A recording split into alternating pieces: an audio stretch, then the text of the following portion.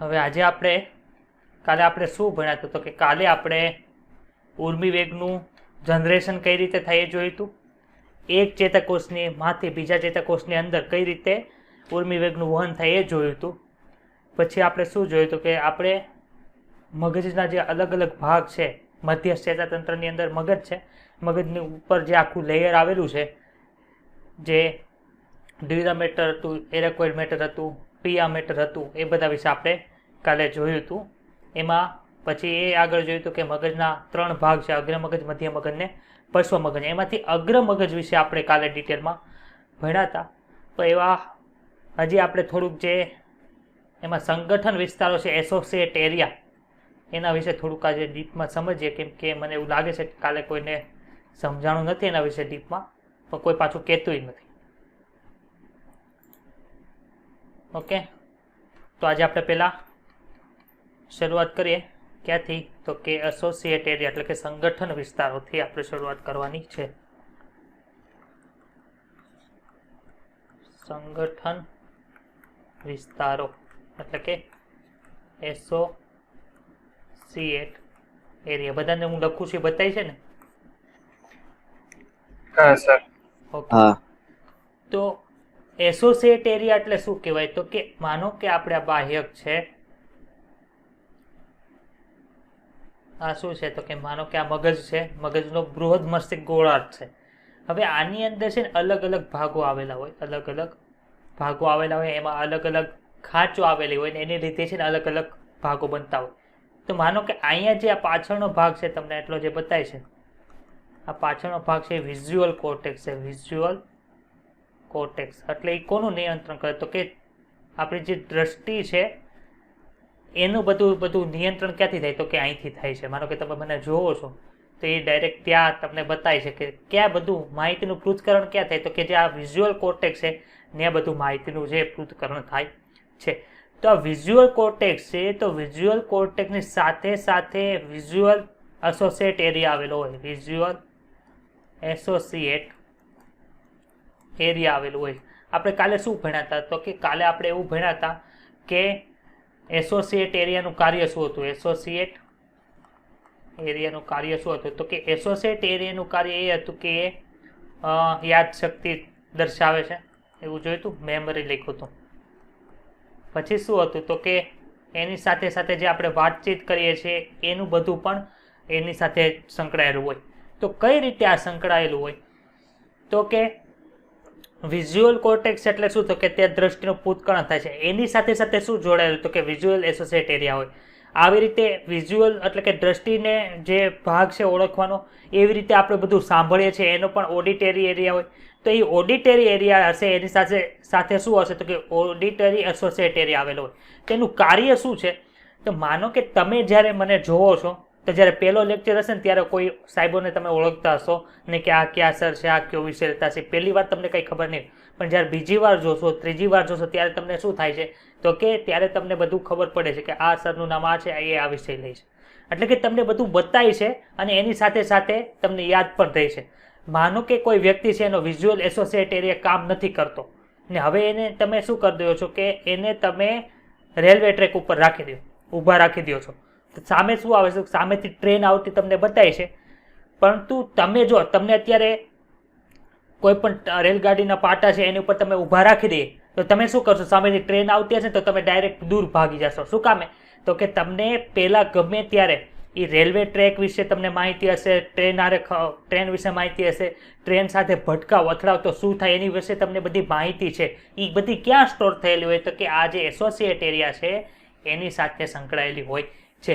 નાના બાળકો હોય છે ને, નાના બાળકો, એને આપણે ખબર છે બધાને કે નાના બાળકોને માનો કે તમે કોઈ સેટી ઉપર બેસાડો તો તમે એને ત્યાંથી એકલું નથી મૂકતા, એની પાસે કે એની પાસે આજુબાજુ કોઈ ઊભું હોય છે. આ ખબર છે બધાને? નાના બાળકોને તમે સેટી ઉપર છે એકલા બેસવા નથી દેતા. આ ખબર છે કે નથી ખબર? ખબર છે. હા, તો શું કામ એને નથી બેસવા દેતા? તો કે એનું જે આ એસોસિએટ એરિયા હોય એ હજી ડેવલપ ન થયું હોય. નાનો બાળક હશે ને એને ગરમ ચાની કેટલી બાજુમાં પડી હશે ને તો એને પકડવા જશે, કેમ કે એને હજી ખબર નથી કે આને પકડીશ તો ગરમ લાગશે. એટલે કે એનો એસોસિએટ એરિયા છે હજી ડેવલપ થયો હોય નહીં. એટલે કે જ્યારે કોઈ પણનો જન્મ થાય છે ત્યારે એનું મગજ જે છે તે બે વસ્તુ સાથે જન્મે છે. એક તો કયું છે, એક તો આપણે પ્રેરક ચેતા વાત કરી હતી, એને શું કહેવાય, મોટર, અને બીજું કયું છે સેન્સરી, પ્રેરક અને સંવેદી એને આપણે ઇંગ્લિશમાં કીધું હતું સેન્સરી એરિયા. આ બે ભાગ છે એ મુખ્યત્વે આપણે જન્મીએ ત્યારે હોય, પરંતુ એની સાથે સાથે જે સંકળાયેલા એસોસિએટ એરિયા છે એટલે કે સંગઠિત વિસ્તારો છે એ જેમ જેમ આપણે આગળ વધીએ, જેમ જેમ આપણી ઉંમર વધે એની સાથે સાથે એ એસોસિએટ એરિયા છે તે ડેવલપ થાય છે. હવે જો માનો કે આપણો એસોસિએટ એરિયા કદાચ કામ ન કરતો હોય તો ત્યાં શું કરશું, તમને ટ્રેન બતાવી છે એટલે કે તમારો જે વિઝ્યુઅલ કોર્ટેક્સ છે એ કામ કરે છે, પરંતુ તમે ટ્રેન આવે છે તો એ આગળ પાછળ નથી જતા કે એનાથી દૂર નથી જતા. એનું કામ શું થયું, એનું કારણ શું છે તો કે એનો વિઝ્યુઅલ એસોસિએટ એરિયા છે તે કામ કરતો નથી. તો આમાં હવે તમને એસોસિએટ એરિયા વિશે ડીપમાં ખબર પડી કે શું કહેવા માંગે છે. એવી રીતે સાંભળવાનું હશે તો સાંભળવાની સાથે એનો સંગઠિત વિસ્તાર છે એની સાથે જોડાયેલો હોય છે. એટલે કે આપણે જે કંઈ કાર્ય કરીએ છીએ એની યાદશક્તિ છે એ આપણે અંદર સ્ટોર થતી જાય. જોયેલું હોય તો એ જોયેલા આપણે કે જે દ્રષ્ટિનો જે સંગઠિત વિસ્તાર હશે ત્યાં સ્ટોર થશે. સાંભળેલું હશે તો કે ઓડિટરી એસોસિએટ એરિયા છે એની સાથે સ્ટોર થાય છે. બીજું છે વાતચીત કરવાનું. તો કે વાતચીત કરવાનું આપણે જોયું હતું કે માનો કે અહીંથી ચાઇનીઝ બોલવા મળું તો તમને સંભળાય છે કે આ કંઈક બોલે છે, કઈ ભાષા બોલે. આમ તમને કઈ ભાષા બોલે તો આપણને ખબર ન પડે કે કઈ ચાઇનીઝ બોલે છે કે ફ્રેન્ચ બોલે છે એ કંઈ ખબર પડે નહીં, પણ કંઈક બોલે છે એટલે શું થયું કે એનો ઓડિટરી જે એરિયા છે એ કામ કરતો હશે. પરંતુ ગુજરાતી બોલો એટલે તરત તમને સમજાવવા મળે છે. તો એનો અર્થ શું થાય કે તમારા ઓડિટરી એરિયા કામ કરે છે ને ઓડિટરી એસોસિએટ એરિયા પણ કામ કરે છે. રેડી? એટલી વાત સમજાઈ ગઈ. સંગઠિત વિસ્તારો વિશે ડીપમાં સમજાણું કે ન સમજાણું હવે કેમ? હવે છે ને મારે પ્રશ્ન પૂછતા જવા પડશે, કોઈ જવાબ હરખો આપતા નથી. નેહાબેન તમને સમજાણું ઓડિટરી એસોસિએટ એરિયા વિશે? સત્યમભાઈ તમને સમજાણું?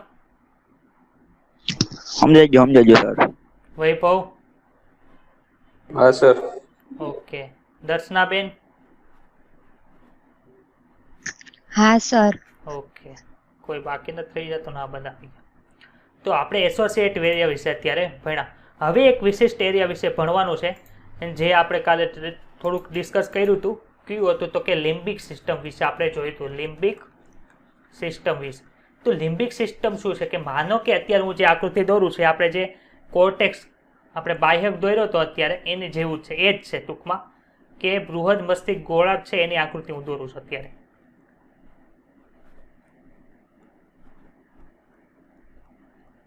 આ શું છે તો કે બૃહદ મસ્તિષ્ક ગોળાર્ધ છે. બૃહદ મસ્તિષ્ક ગોળાર્ધ. હવે અહીંયા શું હતું કે આપણે જ્યારે ખોપરીની રચના જોઈ હતી ત્યારે આપણે આ બાજુ એક હાડકું હતું જેને આપણે શંખક કહેતું હતું. ખબર છે? શંખક હતું જે આપણે કાનની રચના, કાનનો હોલ છે એ ખુલતો હતો. બંને બાજુ શંખક હતા, એને ઇંગ્લિશમાં ટેમ્પોરલ કીધું હતું. ટેમ્પોરલ. યાદ આવે છે કઈ આવું? મધ્ય કપાલી ખંડની નીચે આવો એક ભાગ આવતો હતો. તો એ શંખક ભાગ છે એની પાસે જે આપણા મગજનો ભાગ આવેલો એને શું કહેવાય તો કે એને ટેમ્પોરલ લોબ કહેવાય છે. જે અહીંયા છે ને ટેમ્પોરલ લોબ આવેલો હોય, ટેમ્પોરલ લોબ. આ કંઈ એમાં આપ્યું નથી એનસીઆરટીમાં, તો તમને સમજાય એટલા માટે આપણે કરીએ છીએ. તો એ ટેમ્પોરલ લોબ છે એની અંદર એક આવી રચના આવેલી હોય, બદામ જેવી આકૃતિ તમને બતાય.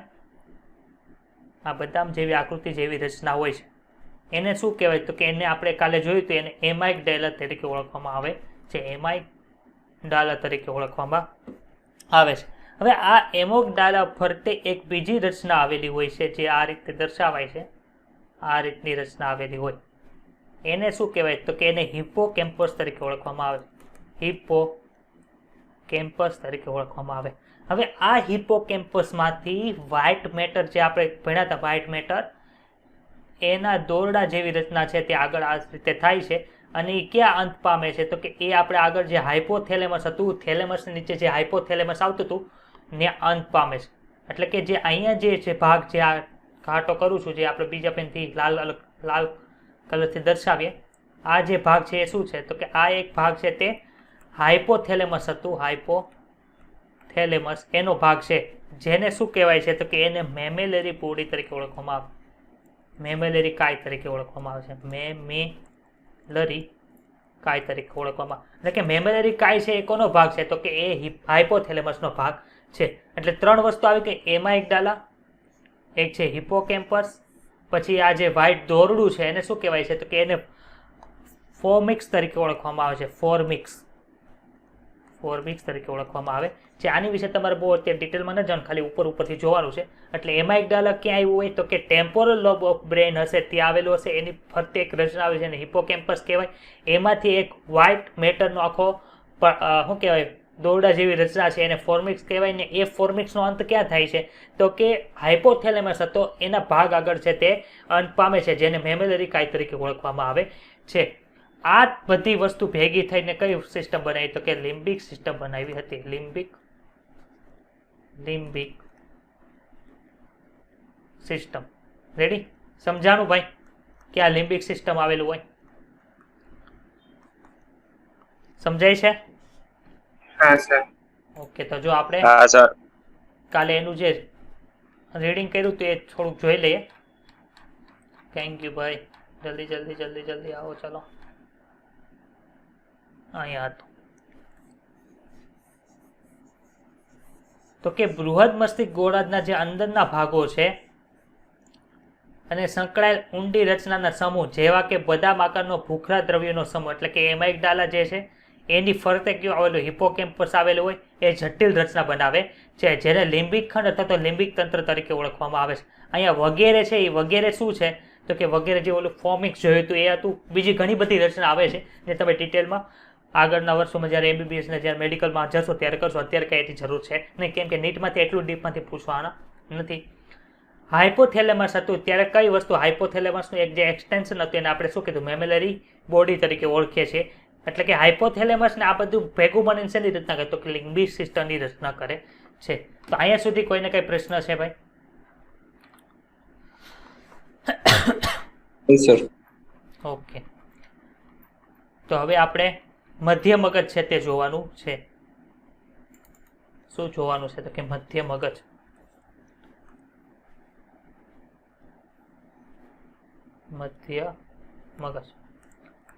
તો મધ્ય મગજ છે એ શું કરે છે તો કે મધ્ય મગજ છે કોની વચ્ચે આવેલું છે? તો કે મધ્ય મગજ છે તે થેલેમસ,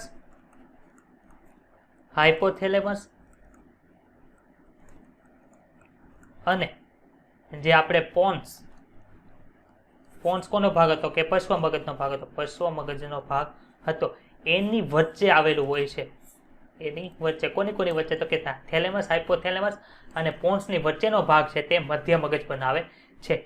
મધ્ય મગજની અંદર શું જોવા મળે છે તો કે મધ્ય મગજની પાછળ છે એક નલિકા વહે છે. નલિકા આવેલી હોય છે જેને ડક્ટ ઓફ સેલ્વિસી તરીકે ઓળખવામાં આવે. ડક્ટ ઓફ સેલ્વિસી તરીકે ઓળખવામાં આવે છે. એ શું કરે છે તો કે ત્રીજી ગૃહા અને ચોથી ગૃહાની અંદર આવેલી હોય. આની અંદર ટોટલ છે 4 ગૃહા આવેલી હોય મગજની અંદર. એમાં 2 ઉપર લેટરલ સાઈડ હોય, એની નીચે ત્રીજી ગૃહા આવેલી હોય, એની નીચે ત્રીજી અને ચોથી ગૃહા વચ્ચે જે જોડતી નલિકા છે એ મધ્ય મગજની પાછળના ભાગમાં આવેલી હોય છે. એ ગૃહા વિશે તેને ડિટેલમાં કંઈ NCERTમાં આપ્યું નથી એટલે કંઈ જોવાની આપણે વધારે જરૂર નથી. અને મધ્ય મગજની પાછળની ભાગોમાં આવા 4 ઉપસેલા ભાગો આવેલા હોય છે જેને શું કહેવાય છે તો કે ક્વાડ્રા જેમિના તરીકે ઓળખવામાં આવે છે. ક્વાડ્રા જેમિના જો અહીં બતાય છે. આ જે ભાગ છે એ મધ્ય મગજની પાછળ આવા 4 ઉપસેલા ભાગો જોવા મળે છે જેને શું કહે કોર્પોરા ક્વાડ્રા જેમિના. ક્વાડ્રા એટલે શું થાય? ક્વાડ્રા એટલે 4. એમાંથી જે ઉપરના જે આ 2 છે એ કોનું નિયમન કરે તો કે દ્રષ્ટિમાં નિયમન કરે છે, એટલે કે આંખ સાથે જોડાયેલા છે. જ્યારે ઇન્ફિરિયર કોલિક્યુલસ જે આ લખેલું છે એ શું કરે તો કે એ આપણી કાનની રચના સાથે જોડાયેલા હોય. એટલે કે મધ્ય મગજના પાછળના ભાગની અંદર 4 છે એ ઉપસેલા ભાગ હોય એને કોર્પોરા ક્વાડ્રા જેમિના કહેવાય છે. એમાંથી જે ઉપરના 2 છે એ દ્રષ્ટિની ક્રિયા સાથે સંકળાયેલા છે, જ્યારે નીચેના 2 છે તે કાન સાથે સંકળાયેલા છે. હવે કાલે આપણે જોયું હતું તો કાલે આપણે શું જોયું હતું કે આપણે આખો ઊભો છેદ જોયો તો આ શું હતું તો કે આ કોર્પસ કેલોસમ હતું આખું. એની નીચે આ થેલેમસ છે, હાઇપોથેલેમસ છે. તો થેલેમસ અને હાઇપોથેલેમસ અને પોન્સની વચ્ચે જે આ ભાગ જોવા મળે છે આ ભાગ એ શું છે તો કે એ મધ્ય મગજ છે. મધ્ય મગજ. આ શું હતું તો કે આ આપણું હતું અનુમસ્તિષ્ક એટલે કે નાનું મગજ હતું. પોન્સ પછી મેડ્યુલા ઓબ્લોગેન્ટા એટલે કે લંબમજ્જા અને સેરેબેલમ એટલે કે અનુમસ્તિષ્ક છે એ 3 ભેગા થઈને પશ્વ મગજની રચના કરે. આ જે તમને ભાગ બતાય છે આ ભાગ એ શું છે તો કે એ ચોથી ગૃહા છે. જ્યારે ત્રીજી ગૃહા છે એ ઉપરના ભાગમાં આવેલી હોય અને આ જે તમને બતાવી છે લાઈન આવું હાઇલાઇટરથી આ બ્લુ હાઇલાઇટરથી આ કરું છું એ શું કરે છે તો કે એ ઉપર જે ત્રીજી ગૃહા હશે ત્યાંથી આ જે ચોથા નંબરની જે ગૃહા છે એને જોડવાનું કામ કરે છે. તો અહીંયા એક આ જે ડક્ટ છે એ ડક્ટ ઓફ સિલ્વેસી તરીકે ઓળખવામાં આવે છે. અહીંયા આપણે ખાલી ડક્ટ લખીએ છીએ. રેડી? તો ડક્ટ ઓફ સિલ્વેસી ક્યાં આવેલું હોય તો કે મધ્ય મગજના પાછળના ભાગની અંદર આવેલી હોય છે. તો એનું આપણે રીડિંગ કરી લઈએ. તો કે મધ્ય મગજ છે તે અગ્ર મગજના થેલેમસ અને હાઇપોથેલેમસ અને પશ્વ મગજના જે પોન્સ વિસ્તાર છે એની વચ્ચે આવેલો હોય છે.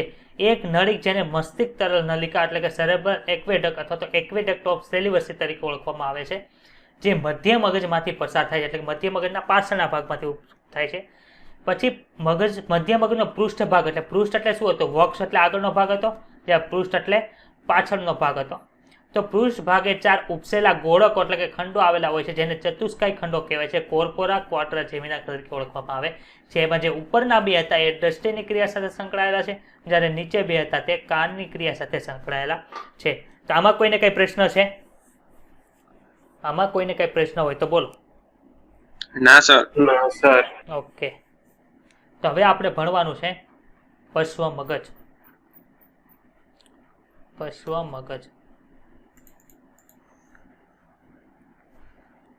મગજ છે કોનું બનેલું છે તો કે પશ્વ મગજ છે તે 3 ભાગોનું બનેલું છે. ક્યાં ક્યાં છે? તો એક છે પોન્સ, પછી છે લંબ મજ્જા જેને ઇંગ્લિશમાં મેડ્યુલા ઓબ્લોગેન્ટા તરીકે ઓળખવામાં આવે છે. ત્રીજું કયું છે તો કે અનુમસ્તિષ્ક જેને સેરેબેલમ તરીકે ઓળખવામાં આવે. આગળ આપણે બધા સેરેબ્રલ હતું, અહીંયા સેરેબેલમ છે. બે વચ્ચે ફરક છે.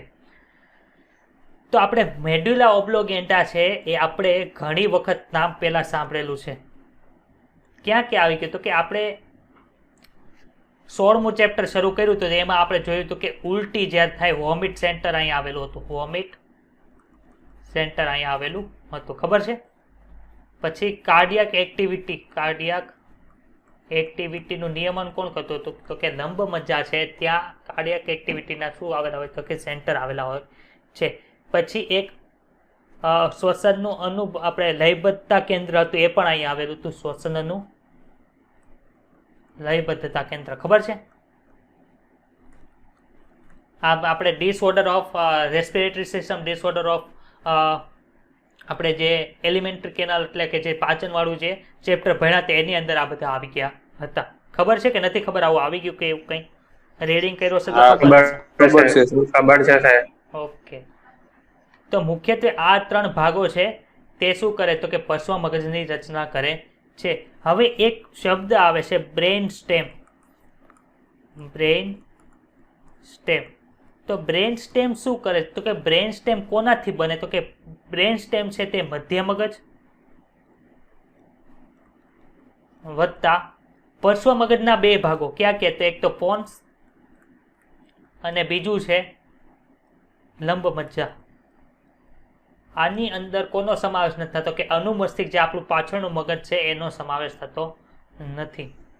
આ 3 ભેગા મળીને શેની રચના કરે તો કે બ્રેન સ્ટેમની રચના કરે છે. લંબ મજ્જા છે એ આગળ કઈ રીતે હોય તો કે જો અહીંયા આપણે આકૃતિ આ જોઈ હતી તેમાં શું થાય તો કે આ લંબ મજ્જા છે, આ શું છે લંબ મજ્જા. તો લંબ મજ્જાની નીચે શું આવેલું છે કે લંબ મજ્જાની નીચેથી કરોડ સ્તંભ શરૂ થાય છે. એટલે કે મગજને છે તે કરોડ સ્તંભ એટલે કે કરોડરજ્જુ જે છે, કરોડ સ્તંભની કરોડરજ્જુ સાથે જોડવાનું કામ કોણ કરે તો કે લંબ મજ્જા કરે છે. પોન્સ છે તે શું છે તો કે પોન્સ છે તે એક આપણે જે વ્હાઇટ મેટર વાળા જે ફાઈબર હતા તે ચેતાઓ દ્વારા બનેલું હોય છે, ચેતાઓ દ્વારા મળેલું હોય છે. પોન્સનો બીજો અર્થ શું થાય તો કે બ્રિજ જેવો અર્થ થાય, BRIDG, જે શું કરે તો કે મધ્ય મગજને જોડે છે, પછી અનુમસ્તિષ્કને જોડે છે અને નીચે જે લંબ મજ્જા આવે છે નીચે આવે એ બધાથી આ જોડે છે.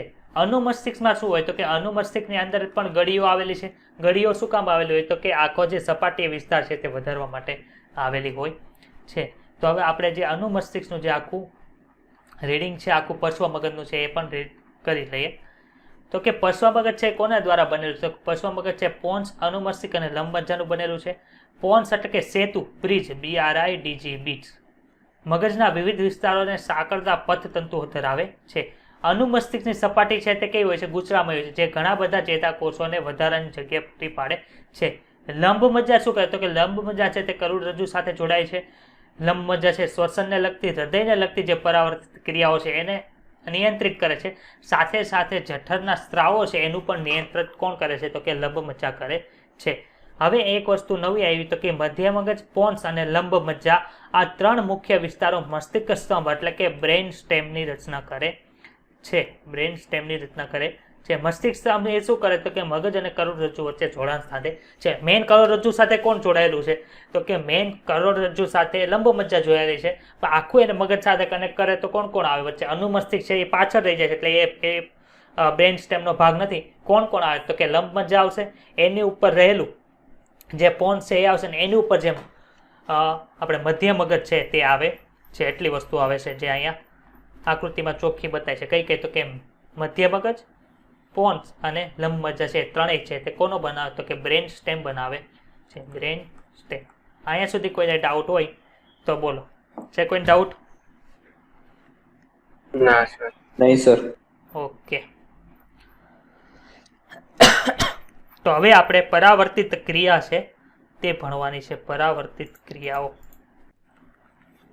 પરાવર્તિત ક્રિયા. પરાવર્તિત ક્રિયાને ઇંગ્લિશમાં શું કહેતું? કે રિફ્લેક્સ આર્ક તરીકે ઓળખવામાં આવે છે. તો આ રિફ્લેક્સ આર્ક છે એ ક્યારે જોવા મળે? તો કે રિફ્લેક્સ આર્ક છે એ મુખ્યત્વે જ્યારે કોઈ ક્રિયા છે એ તમને જાણ બહાર થતી હોય અને એ તમારા શરીર માટે નુકસાનકારક હોય ત્યારે એ સંદેશો છે ડાયરેક્ટ મગજને ન મળતા એ કરોડરજ્જુ જ ડાયરેક્ટ એ એક્શન લઈ અને તમને એ ક્રિયાથી બચાવે છે. એ ક્રિયાને શું કહેવાય છે? તો કે એ ક્રિયાને રિફ્લેક્સ આર્ક તરીકે ઓળખવામાં આવે છે. એ ક્રિયાને શું કહેવાય? તો કે રિફ્લેક્સ આર્ક તરીકે ઓળખવામાં આવે છે. તો તમને આવા કોઈ ઉદાહરણ ખબર હોય તો બોલો. ચાલો, કોઈને ખબર છે આવું ઉદાહરણ કે આવું ક્યાં જોવા મળે છે? છે ખબર કોઈને? સર, ગરમ વસ્તુને આપણે અડકી લઈએ તો? હા, ગરમ વસ્તુને અડકી જાય તો પછી માનો કે તમે કોઈ જગ્યાએ ચાલીને જાઓ છો, તો એ ચાલતા ચાલતા કાંઈ પણ અણીવાળી વસ્તુ તમારા પગને અડે તો તરત જ ત્યારે તમને ખબર નથી કે શું વાગ્યું, પણ તરત તમારો પગ ઉપર લેવાઈ જાય છે અને પછી તમે ત્યાં નીચે જોવો છો કે શું વાગ્યું છે. કાચ છે, પથ્થર છે કે પછી કોઈ પણ કાંટો છે, એ બધું. તો પહેલાં તમને ડાયરેક્ટ ખાલી ખબર પડે કે કંઈક વાગ્યું એટલે ડાયરેક્ટ પગ તમારો ઉપર લેવાઈ જાય છે અને પછી તમે ત્યાં જોવો છો.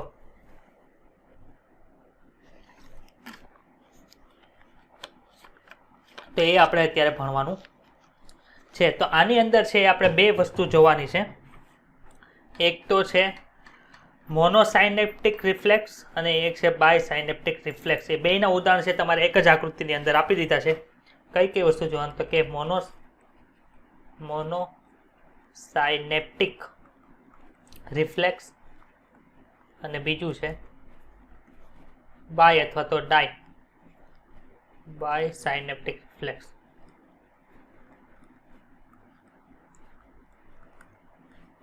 તો આ બે વસ્તુ છે આપણે ઉપરની આકૃતિ જે ટેક્સ્ટ બુકની અંદર આપી છે એમાં ભણવાના છીએ. તો પહેલા આપણે શું ભણશું? તો પહેલા આપણે મોનોસાઇનેપ્ટિક રિફ્લેક્સ છે તે ભણવાનું છે. મોનોસાઇનેપ્ટિક રિફ્લેક્સ છે તે ભણવાનું છે. અત્યારે તમારે આ જે અહીં જે લાલ અક્ષરથી જે લખેલું છે આ બધું ભૂલી જવાનું છે. અત્યારે લાલ અક્ષરથી જે દોરેલું છે આખું એ અત્યારે થોડીક વાર માટે ભૂલી જવાનું છે. એ શું છે એ કાંઈ આપણે અત્યારે જોવાનું નથી. આ આપણે કાઢી જ નાખીએ એટલે કોઈને બતાવી નહીં. પછી આપણે પાછું ભણશું ત્યારે લઈ લેશું. તો અત્યારે શું થાય છે? તો કે અત્યારે માનો કે તમારે અત્યારે આવી રીતે ગોઠણ ઉપર તમને કોઈ ડૉક્ટર છે તે મારે છે, એટલે કે હાવ ધીમેકથી ત્યાં જે અહીંયા જે બતાવે તમને એ શું છે? તો કે એ છે અસ્થિબંધ છે. અસ્થિબંધ જેને ઇંગ્લિશમાં શું કહેવાય છે? તો કે એને કહેવાય છે લિગામેન્ટ. હવે અહીંયા તમને કોઈ લિગામેન્ટની ઉપર તરત જ તમને જેવું આ સાધન વડે તમને ત્યાં મારે એટલે શું થાય? તો ડાયરેક્ટ તમારો પગ છે ત્યાંથી અહીંથી ઉપર આવે છે. જેવું તમને મારશે ને તરત જ તે તમારો પગ કેવો આવશે? ઉપર આવશે. તો એ કઈ રીતે થયું? તો કે એ છે એક પ્રકારની રિફ્લેક્સ એક્શન બતાવે છે, એટલે કે તરત જ તમારો પગ છે ને તે ઉપર આવશે. તો કઈ રીતે થાય છે? તમને તમારા શરીરને કઈ રીતે ખબર પડે છે કે આવું થાય છે? તો કે આપણા શરીરની અંદર અહીંથી જો આ બ્લુ કલરનું જે બતાવે છે ને એ ફોલો કરવાનું છે અત્યારે. અહીંથી અંદર જાય છે, અહીંથી આ જે પથ જાય છે અંદર એને શું કહેવાય? તો કે અંતર્વાહી પથ. આની અંદર કેવી રીતે ચેતાકોષ ગોઠવાયેલા છે? તો કે આ જે છે સ્નાયુ છે તો ત્યાં આવી રીતે શું હશે? તો કે કોષકાય હશે અને ત્યાંથી આખો આમ ચેતાકોષ જાય છે. આવી રીતે ચેતાકોષ જાય છે. આખો એક જ ચેતાકોષ છે, અલગ અલગ ચેતાકોષ નથી, એક જ ચેતાકોષ છે. અહીંયા શું લખ્યું? ચેતાકણનું પૃષ્ઠમૂળ લખ્યું છે. પણ આપણે શું જોયું કે ચેતાકણ કોને કહેતા હતા? ચેતાકણ તો કે એક કરતા વધારે ચેતાકોષો આવેલા હોય અને એના જે કોષકાયો છે એ ભેગા થઈને જે રચના બનાવે એને ચેતાકણ તરીકે આપણે ઓળખતા હતા. પરંતુ અહીંયા છે તે ચેતાકણ લખ્યું છે. આપણે 3 પ્રકારના ચેતાકોષ જોયા હતા. એક તો કેવો હતો? એક ધ્રુવીય હતું, દ્વિધ્રુવીય અને બહુધ્રુવીય એવું ચેતાકોષ ભણ્યા હતા. ખબર છે? હા. Thank you. આપણે બતાવી જ દઈએ. એક ધ્રુવીય ચેતાકોષ, બહુધ્રુવીય ચેતાકોષ અને બહુધ્રુવીય ચેતાકોષ. આ રીતે એક એવું પણ ચેતાકોષ આવે છે એની અંદર શું થાય છે? તો કે એની અંદર આ જે આપણે શું કહેતા હતા? આ ચેતાક્ષ કહેતા હતા. એ ચેતાક્ષ કોષકાયની અંદર જાય ને એની ચેતાકોષ આપણે ચેતાક્ષ છે પાછું બહાર આવી જાય છે. એટલે કે સ્યુડો બાયપોલાર શું કે સ્યુડો બાયપોલાર ન્યુરોન તરીકે એને ઓળખવામાં આવે છે. અને શું કહેવાય? મોનોપોલાર ન્યુરોન તરીકે ઓળખવામાં આવે, અને બાયપોલાર કહેવાય મલ્ટીપોલાર ન્યુરોન તરીકે ઓળખવામાં આવે. આને કેવું કે સ્યુડો બાયપોલાર ન્યુરોન તરીકે ઓળખવામાં આવે છે. એની અંદર શું થાય છે? તો કે ચેતાક્ષ એક જ છે પણ એ ચેતાક્ષ અંદર જાય છે ને એની ચેતાક્ષ બહાર આવે છે. બાયપોલારમાં શું હતું? દ્વિધ્રુવીય જે ચેતાકોષ હતો એમાં શું હતું? તો એક આ હતું એ અક્ષતંતુ હતું અને આ જે હતો તે ચેતાક્ષ હતો. રેડી? તો આની અંદર બે જગ્યાએ શું આવતું? કે બે જગ્યાએ ચેતાક્ષ જ આવે છે. એક જગ્યાએ શિખાતંતુ ને બીજી જગ્યાએ અક્ષતંતુ છે એવું આવતું નથી. એટલે કે બે કેવા છે? ચેતાક્ષ છે. તો અહીંયા જે તમને જોવા મળે છે એ કેવો હશે? તો કે એ જે આપણે સ્યુડો બાયપોલાર ન્યુરોન કીધું તો એ તમને જોવા મળે છે. એટલે કે આ એ જ છે. અહીંથી અંદર ગયો એની ચેતાક્ષ ક્યાં છે? બહાર અહીંયા આવે છે. એટલે કે શું થયું કે તમને અહીંયા કોઈ મારે છે એટલે ડાયરેક્ટ બધી ઉત્તેજના છે તે અહીંથી ક્યાં જાય છે? તો કે અહીંયા આવે છે. હવે શું થાય? તો કે માનો કે આ તો આપણે ડોક્ટરે તપાસ કરવા માટે કર્યું. હવે તપેલી તમને અડી ગઈ હોય તો તરત જ તમારો હાથ આવે છે. તો ત્યાં શું થાય છે? તો કે અહીંથી છે, માનો કે આ ભાગ છે, હું અહીંયા દોરું છું. આ ચેતાક્ષનો કયો ભાગ છે? અંતવાળો ભાગ છે, ચેતોપાગમીય ગાંઠવાળો. ત્યાંથી શું થાય છે? કે ત્યાંથી છે તે મોટર ન્યુરોન. આ શું બને? તો કે મોટર ન્યુરોન બને છે. એટલે કે શું કહેવાય? ચાલક કોષ તરીકે અથવા તો પ્રેરક કોષ તરીકે પણ આને ઓળખવામાં આવે છે. પ્રેરક કોષ તરીકે એને ઓળખવામાં આવે. એટલે અહીંથી જેવું તમને એમ લાગ્યું છે કે તપેલી ગરમ છે, તમને અડે છે, એટલે તરત જ શું થાય? તો કે પ્રેરક કોષ છે ત્યાંથી આગળ જશે અને એ સ્નાયુને શું કહેશે? તો કે ફટાફટ તમે ત્યાંથી તમારો પગ દૂર જાય એવી રીતે તમે ક્રિયા કરો. એટલે કે શું થાય? કે ત્યાંનો સ્નાયુ છે એ સંકોચાઈ જાય. એને લીધે શું થાય? કે તમારો જે હાથ કે પગ છે ત્યાંથી દૂર જાય છે. એટલે કે શું થાય? તો કે એ ક્રિયા છે એ આપણા શરીર માટે કેવી છે? તો કે નુકસાનદાયક છે. એટલે કે ઓછામાં ઓછા સમયની અંદર કેમ ઝડપથી એનાથી દૂર થાય એવી રીતે આપણું શરીર વર્તે છે. એટલે કે માનો કે અહીંયા શું હોય? તો કે 3 આવા સાયનેપ્સ હોત. એક, પછી અહીંયા બીજો ચેતાકોષ, પછી અહીંયા ત્રીજો ચેતાકોષ. તો આ રીતે હોત તો શું થાત? તો કે સંદેશાને પહોંચવા માટે વાર લાગત, તો એ વધારે નુકસાન કરત આપણા શરીરને. એટલે શું થાય? તો કે એક જ ચેતાકોષ હોય એની જગ્યાએ એક જ જગ્યાએ સ્નાયુનેપ્સ આવે. હવે તમે જો અહીંથી આમ જાઓ છો તો સ્નાયુનેપ્સ ક્યાં આવે? તો કે આ એક જગ્યાએ જ આવે. બીજે એકે જગ્યાએ તમને જે બે ચેતાકોષ સિવાય અલગ એકે તમને બીજું ચેતોપાગમીય અવકાશ જોવા મળતો નથી. તો કે અહીં એક જ એવો અવકાશ છે. એટલે આને શું કહેવાય? આને મોનોસાયનેપ્ટિક રિફ્લેક્સ તરીકે ઓળખવામાં આવે છે. મોનોસાયનેપ્ટિક રિફ્લેક્સ તરીકે ઓળખવામાં આવે છે. આમાં કોઈને કઈ પ્રશ્ન હોય તો બોલો. ચાલો, છે કોઈને પ્રશ્ન? આ આખો બ્લુ કલરનો આખો જેટલું બતાય છે ને એ એક ચેતાકોષ છે ને ઓરેન્જ કલરનો તમને બતાય છે એ આખો એક ચેતાકોષ છે. બંને કેવા છે? બે જ ચેતાકોષ દ્વારા આખી પ્રક્રિયા પૂરી થઈ જશે. હવે આપણે જે ભૂલશું એ ભણવાનું છે. તો આપણે ભૂલશું હું હવે ઓરેન્જ વાળું છે એ ભૂલી જાઓ. હવે આપણે એ જોઈએ તો એની અંદર શું થાય છે? તો કે અહીંથી જે છે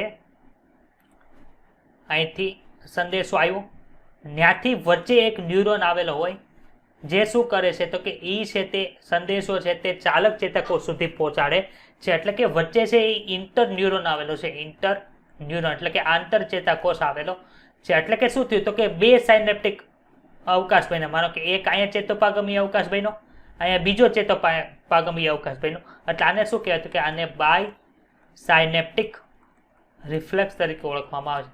કોઈ જગ્યાએ ડાયરેક્ટ હોય, કોઈ જગ્યાએ વચ્ચે આંતરકોષ આવેલો, આંતર ચેતાકોષ આવેલો, એને લીધે શું થાય તો કે બે સાયનેપ્ટિક ક્લેફ્ટ બને છે. એટલે એને શું કહેવાય તો કે બાય સાયનેપ્ટિક રિફ્લેક્સ તરીકે ઓળખવામાં આવે છે. તો આ બે વસ્તુ સમજાઈ ગઈ બધાને?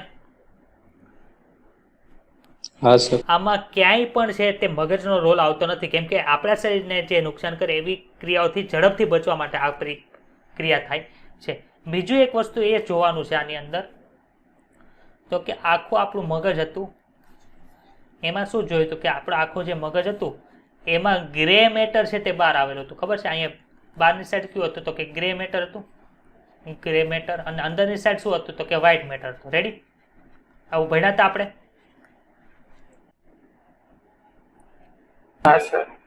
તો એવી જ રીતે કરોડરજ્જુનું હશે ને તો કરોડરજ્જુની અંદર ઊંધું જોવા મળે છે. એમાં ગ્રે મેટર કઈ જગ્યાએ જોવા મળે તો એમાં ગ્રે મેટર છે તે અંદરની બાજુ જોવા મળે છે, જ્યારે વ્હાઇટ મેટર કઈ બાજુ જોવા, બહારની સાઈડ જોવા મળે. ટૂંકમાં મગજનું યાદ રાખવાનું, મગજની આકૃતિ દોરી હતી એમાં ક્યાં આવતું તો ગ્રે મેટર બહારની સાઈડ આવતું. તો આપણે ખાલી એટલું યાદ રાખવાનું, કરોડરજ્જુમાં મગજમાં હોય ને એના કરતાં ઊંધું આવે. મગજમાં ક્યાં હતું ગ્રે મેટર બહારની સાઈડ, તો કરોડરજ્જુની અંદર ગ્રે મેટર ક્યાં હશે અંદરની સાઈડ હશે. એટલું યાદ રાખશો એટલે ખબર પડે. એક જ વસ્તુ યાદ રાખવાનું, મગજનું યાદ રાખવાનું. મગજની આકૃતિ દોરી હતી આપણે ખબર પડી જાય કે મગજની અંદર ગ્રે મેટર બહારની સાઈડ હતું અને અંદરની સાઈડ વ્હાઇટ મેટર હતું. કરોડરજ્જુમાં કેવું હોય તો કે કરોડરજ્જુની અંદર મગજમાં તેની કરતાં ઊંધું હશે, એટલે કે ઉલટું હશે. અહીંયા બીજું શું લખ્યું છે કે ચેતાકંદનું પૃષ્ઠમૂળ. પૃષ્ઠમૂળ શું કામ કીધું તો કે આ કયો ભાગ છે તો કે આ છે પૃષ્ઠ ભાગ છે અને આ કયો ભાગ છે વક્ષ ભાગ છે. એટલે પૃષ્ઠ ભાગમાંથી એ શું મળે છે ચેતાકંદ મળે છે. એટલે એને શું કહેવાય ચેતાકંદનું પૃષ્ઠમૂળ તરીકે ઓળખવામાં આવે છે. તો આપણે શું શું આમાંથી નથી સમજાય એવું તો કે સ્નાયુતંતુ આપણને ખબર છે. હા, અંતર્વાહી પથ એટલે કે જે અંદર માહિતી લઈ જાય છે એ.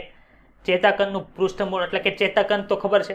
પૃષ્ઠમૂળ શું કામ લખ્યું તો પાછળની સાઈડ એટલે કે પૃષ્ઠ બાજુએ આવેલું છે એટલે એને પૃષ્ઠમૂળ તરીકે ઓળખું. શ્વેત દ્રવ્ય ખબર છે, ભૂખરું દ્રવ્ય ખબર છે. આંતર ચેતાકોષ એટલે જે સેન્સરી ન્યુરોન આવે છે એટલે કે જે સ્નાયુતંતુ જે માહિતી લઈને આવે છે એ, અને બીજું જે ચારક ચેતાકોષ એટલે કે પ્રેરક ચેતાકોષની વચ્ચે જે ચેતાકોષ છે એને શું કહેવાય આંતર ચેતાકોષ કહેવાય. પ્રેરક ચેતાકોષ આપણને ખબર છે. બહિર્વાહી પશ્વમાર્ગ. પશ્વમાર્ગ એટલે શું કામ કીધું છે તો અહીં તો મુખ્યત્વે છે ને બહિર્વાહી માર્ગ જ આવે. પશ્વમાર્ગ તો સાઈડની અંદર, પશ્વ એટલે પાર્શ્વ હોવું જોઈએ અહીંયા. એટલે કે આ નામની અંદર મને થોડોક ડાઉટ લાગે. ઇંગ્લિશ નામ ચેક કરી લે કે ઇંગ્લિશ નામ શું આપ્યું છે. એક મિનિટ.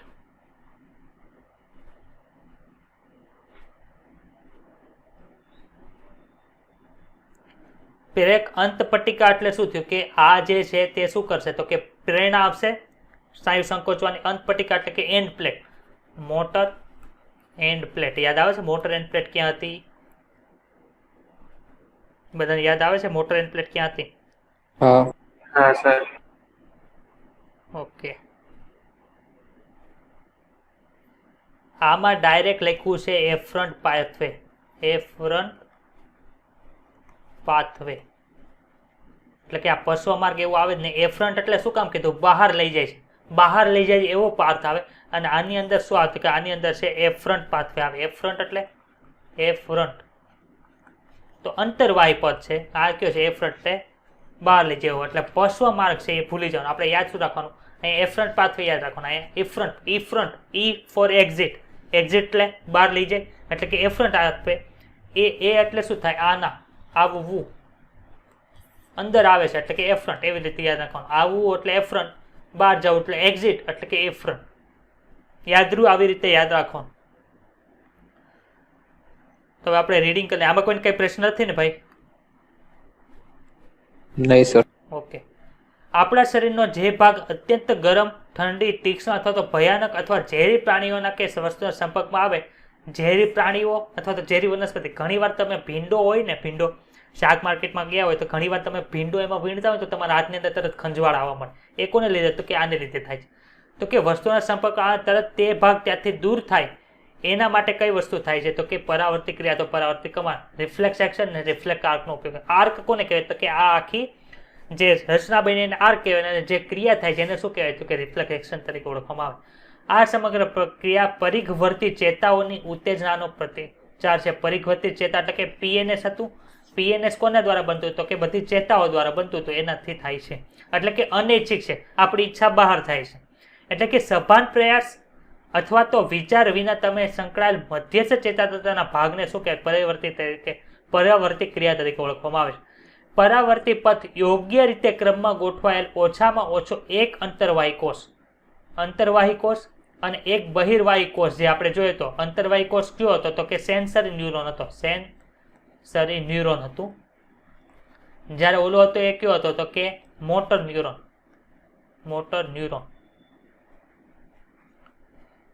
અને એક બહિર્વાહી ચેતાકોષ ધરાવે છે. બહિર્વાહી ચેતાકોષ કયો તો કે જે આપણને આદેશ આપે કે તમે ત્યાંથી હાથ લઈ લો, એટલે કે સ્નાયુ સંકોચાવાનો આદેશ આપે. ઓલો સેન્સરી ન્યુરોન કયો તો કે આવું અહીંયા થાય છે, એ માહિતી અંદર પહોંચાડે છે. અંતર્વાહી ચેતાકોષ સંવેદી અંગોમાંથી સંદેશાઓ મેળવે છે. ઉર્મિ વેગને CNS ના પૃષ્ઠ, CNS શું કામ લખ્યું તો કેમ કે ત્યાં શું આવે તો કરોડરજ્જુ આવે છે. કરોડરજ્જુ કોનો ભાગ હતો? CNS નો ભાગ હતો. પૃષ્ઠ ચેતામણ, પૃષ્ઠ શું કામે તો કે પાછળની બાજુ આવેલું છે એટલે કરોડરજ્જુના સ્તર દ્વારા વહન કરાવે છે. બહિર્વાહી ચેતાકોષના આ સંદેશાઓને CNS થી અસર કરતા અંગોમાં મેળવાય છે. બહિર્વાહી ચેતાકોષ શું કરશે તો કે આ સંદેશો મળશે કે ત્યાંથી સ્નાયુ સંકોચી લ્યો, એટલે કોના દ્વારા જાય તો કે બહિર્વાહી ચેતાકોષ, એટલે કે એફરન્ટ પાથવે હતો એના દ્વારા બહાર જાય છે. અને ઉત્તેજના અને પ્રતિચાર પરાવર્તિત કમાન બનાવે છે, જે નીચે ઘૂંટણની આંચકાની પરાવર્તિત ક્રિયા, એટલે કે એને ક્ની જર્ક રિફ્લેક્સ. કદાચ તમને પૂછે ક્ની જર્ક રિફ્લેક્સમાં નીચેમાંથી કઈ ક્રિયા દર્શાવાય છે, એમાં એવું ન લખે કે નીચે ઘૂંટણના આંચકાની પરાવર્તિત ક્રિયા, એવું કદાચ ન લખે. ક્ની જર્ક રિફ્લેક્સ લખે તો તમારે શું યાદ રાખવાનું કે એમાં કઈ આવે તો કે રિફ્લેક્સ એક્શન આવે છે, પરાવર્તિત કમાન વાળી રચના આવે છે. તો કે આમાં કોઈને કઈ પ્રશ્ન હોય તો બોલો. ચાલો, છે કોઈને કઈ પ્રશ્ન? ઓકે, હવે શું? હા બોલો. આપણે જે અંતર્વાહી તમે પદ કીધું તો એમાં આપણે એને શું કહે કે બે ચેતાક્ષ ધરાવતું ચેતાકોષ જ આવે ને મતલબમાં જે? હા, ચેતાકોષ જ હોય, એક જ ચેતાકોષ હોય. હા, એટલે મતલબમાં બંને પદ માટે તો સાહેબ એક જ પેલું આવશે ને કે બે ચેતાક્ષ ધરાવતું ચેતાકોષ? જો પ્રશ્ન બોલતા રહો ફરીથી. આપણે જે અંતર્વાહી પદ છે એટલે કે એને શું કહેવાય સંવેદી અંગ થી મગજ તરફ લઈ જાય, તો એ જે ચેતાકોષ છે, હા, તો હવે એ જે છે તો એ જે ચેતાકોષ એ બે ચેતાક્ષ ધરાવતો એ જ હશે ને મતલબ? હા, એક જ. તે આ રીતે તો અહીંથી ગયો, હા, એક ચેતાક્ષ હશે આ ખાલી ચેતાકોષ. અને પછી બે પ્રકાર, ત્યાંથી પાછો આ બીજો જે ચેતાકોષ નીકળે ને એ શું કરશે તો કે ત્યાં આ છે તે પ્રેરક ચેતાકોષ હતો. પ્રેરક ચેતાકોષ એ શું કરશે એટલે કે આ જે ક્રિયા છે કેટલા કોષોથી ચેતાકોષથી બની તો કે બે ચેતાકોષથી બની. એક અંદર લઈ આવ્યો, એક બહાર માહિતી લઈ ગઈ. રેડી? ઘણી વાર એવું કેવું હોય તો કે આ બે ચેતાકોષ છે એની વચ્ચે આ બેને જોડતો એક બીજો ચેતાકોષ આવેલો હોય, એને શું કહેવાય તો કે એને વચ્ચે એક ચેતાકોષ કદાચ આવી જાય તો એને શું કહેવાય તો કે એના આંતર ચેતાકોષ કહેવાય.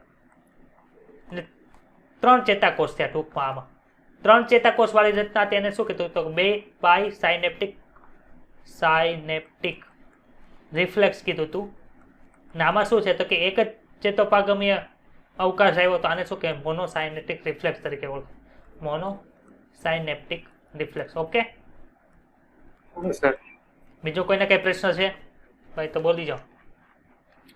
આવી રીતે પ્રશ્ન પૂછો તો તમારો કન્સેપ્ટ ક્લિયર થાય, બાકી તમારો કન્સેપ્ટ છે એ ક્લિયર ન થાય. હા, આપણે જે ઝડપી પ્રતિચાર તો સાહેબ તો પહેલો જ માર્ક આપશે ને મતલબ કે બંને સરખી રીતે જ આપે? ના, આમાં શું ફરક પડી જાય તો કે આમાં બે ચેતોપાગમ અવકાશમાંથી સંદેશો પ્રસાર કરવો પડે, ઓલામાં એક જ ચેતોપાગમમાંથી કરવો પડે. એટલે કે જે આ તો માનો કે હું હજી વિચારું ત્યાં આખો હાથ ઊંચો થઈ ગયો, હજી મેં ખાલી વિચાર્યું તો કેટલી સ્પીડમાં થયો, એટલે સ્પીડની અંદર પાયનો ડિફરન્ટ પડે જ. કેમ કે એક ચેતોપાગમ અવકાશમાંથી તમે સંદેશો પસાર કરો અને ઓલામાં બે ચેતોપાગમ અવકાશમાંથી સંદેશો પસાર કરાવતો ટાઈમમાં તો ફરક પડે જ. તે સ્પીડમાં કયો હશે તો કે મોનોસાયનેપ્ટિક રિફ્લેક્સ છે એ સ્પીડમાં હોય, એની કરતાં થોડીક ઓછી સ્પીડ કોની હશે તો કે બાયસાયનેપ્ટિક ક્લેફ્ટની અંદર હોય છે. ઓકે, હા સર.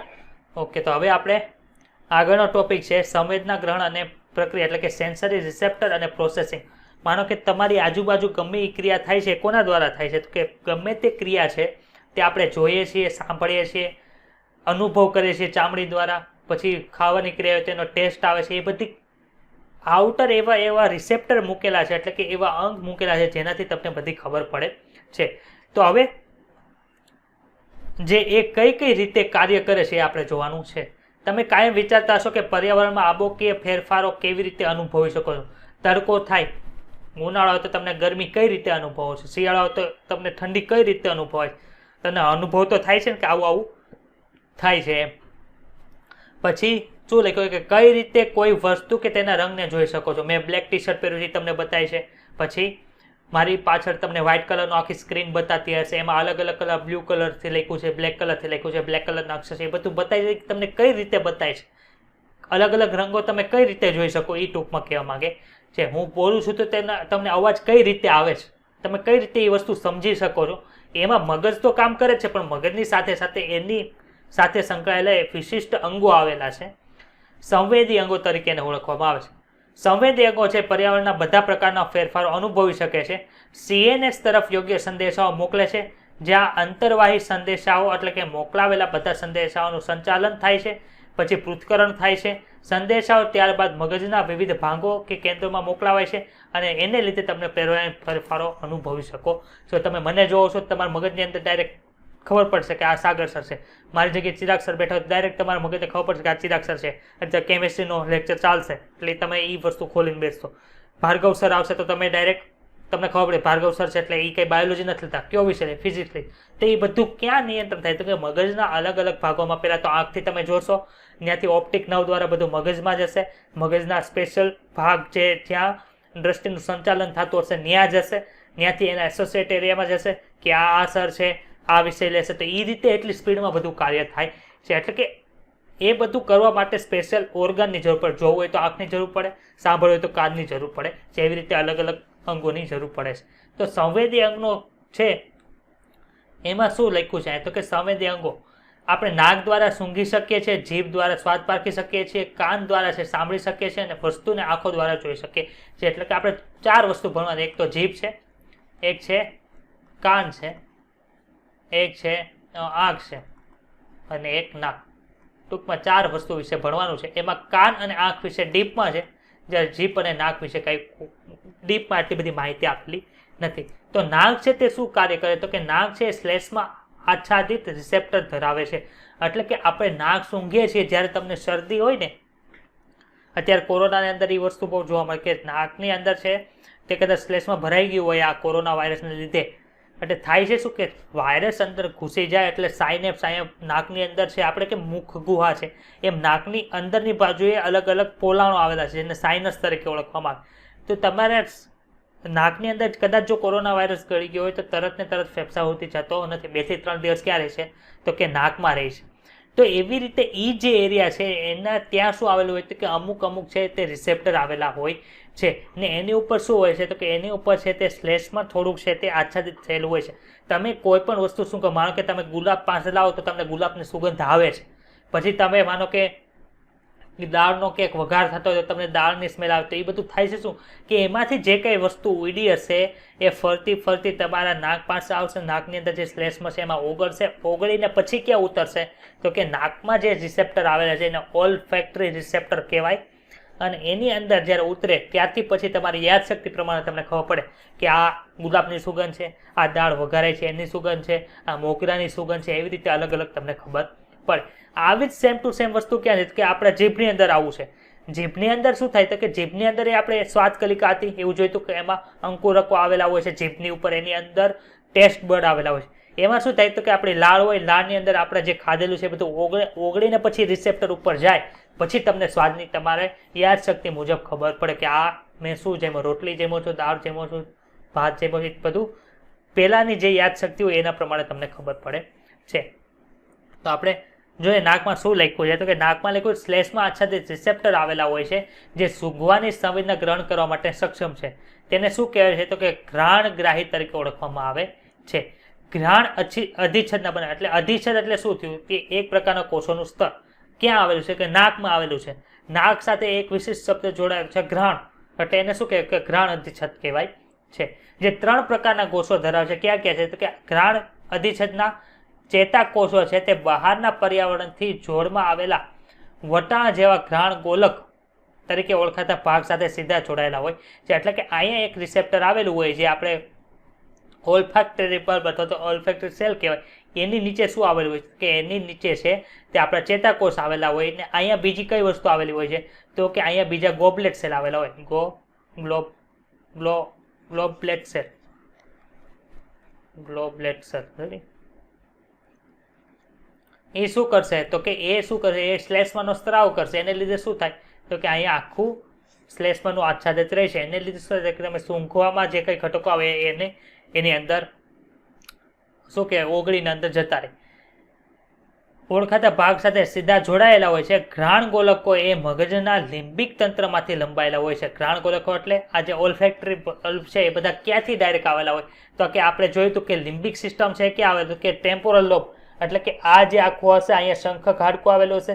શંખક જે આપણું હાડકું હતું એની અંદરની સાઈડ શું હતું તો કે એની અંદર ટેમ્પોરલ લોબ આવેલો હતો. અને ન્યા કોણ આવેલું હતું કે ન્યા હિપોકેમ્પસ હતું જે આપણે આજે જ ભણ્યા. બીજું શું હતું એમાઇગડાલા હતું. એટલે એ બધું ભેગું મળીને શેની રચના કરતા હતા કે એ બધું અહીંયા એટલે કે નાકની બાજુમાં જ તે બધું આવેલું છે. ત્યાંથી ડાયરેક્ટ શું લંબાયેલું હોય તો કે ત્યાંથી ડાયરેક્ટ છે જે આ ઓલ્ફેક્ટરી બલ્બ છે તે ચેતાકોષો દ્વારા લંબાયેલા હોય છે. તો આમાં કઈ ને કઈ પ્રશ્ન હોય તો બોલ. છે કોઈ પ્રશ્ન? ઓકે ના સર. હવે નીચે જીભ આપ્યું છે કે નાક અને જીભ બંને દ્રાવ્ય રસાયણો ઓળખે. દ્રાવ્ય એટલે એની અંદર દ્રાવ્ય થયું હોય તો જ ઓળખી શકે એમ. તમારું નાક જો ઘણીવાર શરદી હોય ને ત્યારે તમારું નાક આખું સુકાઈ જાય છે ને એને લીધે તમને ગમે એ સ્મેલ બાજુમાં મોગરો લાવીને મૂકી દે તો તમને ખબર પડે નહીં કે આ કે શેની સ્મેલ આવે છે.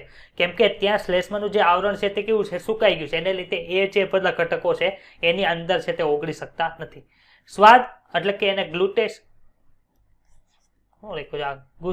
જે હોય તે સ્વાદ અને ઘ્રાણ એટલે કે સૂંઘવાની જે રાસાયણિક સંવેદનાઓ છે કાર્યાત્મક રીતે કેવી છે સરખી છે અને આંતર સંબંધિત હોય છે.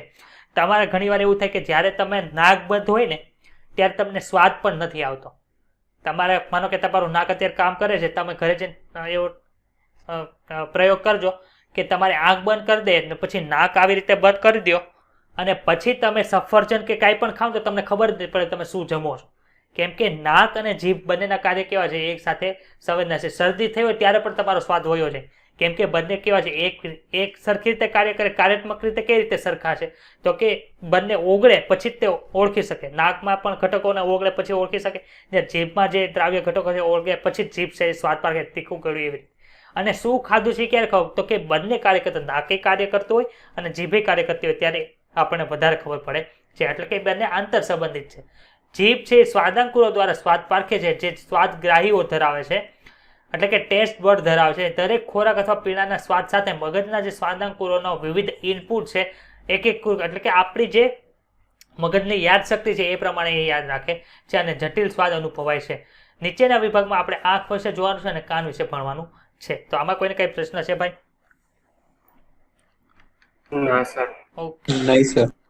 હવે આપણે ભણવા જઈ રહ્યા છે આંખ. આંખ એટલે શું છે તો કે આંખ છે તે ઓર્બિટમાં આવેલી છે. ઓર્બિટ કોને કહેવાય કે નેત્રકોટર. તો કે ઓર્બિટ આપણે જોઈએ. ચાલો પહેલા લેક્ચરમાં પડ્યા છે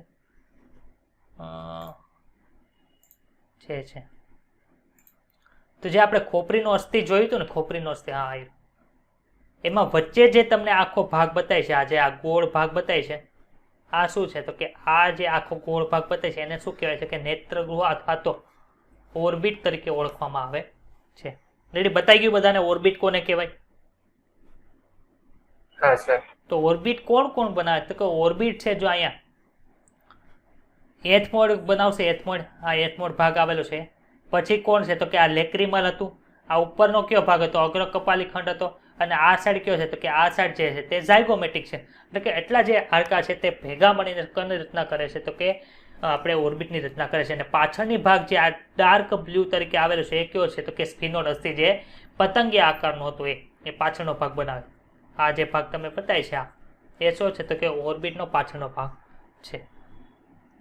એ વધારે માહિતી તમને કોઈ પૂછશે ને કે ઓર્બિટ શેનું બનેલું છે આ તો આપણને સમજાય એટલું સમજાઈ ગયું? હા સર. ઓકે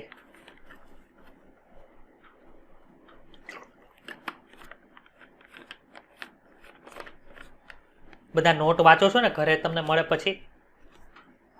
હા. ઓકે, રિવિઝન કરતું રહેવાનું. તો હવે આપણે પહેલા ભણવાનું છે આંખ. તો આપણી આંખ છે તે છે ને મુખ્યત્વે 3 લેયરની બનેલી છે. 3 લેયર. એક તો છે સ્ક્લેરા, જે બહારની સાઈડ આવેલું છે. પછી છે વચ્ચે જે છે એને કોરોઇડ કહેવાય, સૌથી અંદર છે તેને રેટિના તરીકે ઓળખવામાં આવે છે. આ ઇંગ્લિશ નામ કીધા છે, ગુજરાતી નામ છે આપણે આમાં આપ્યા છે, જોઈએ. કેટલા 3 પટલ છે. ક્યાં ક્યાં પટલ છે? એક તો છે શ્વેત પટલ, બીજું છે મધ્ય પટલ અને ત્રીજું છે નેત્ર પટલ.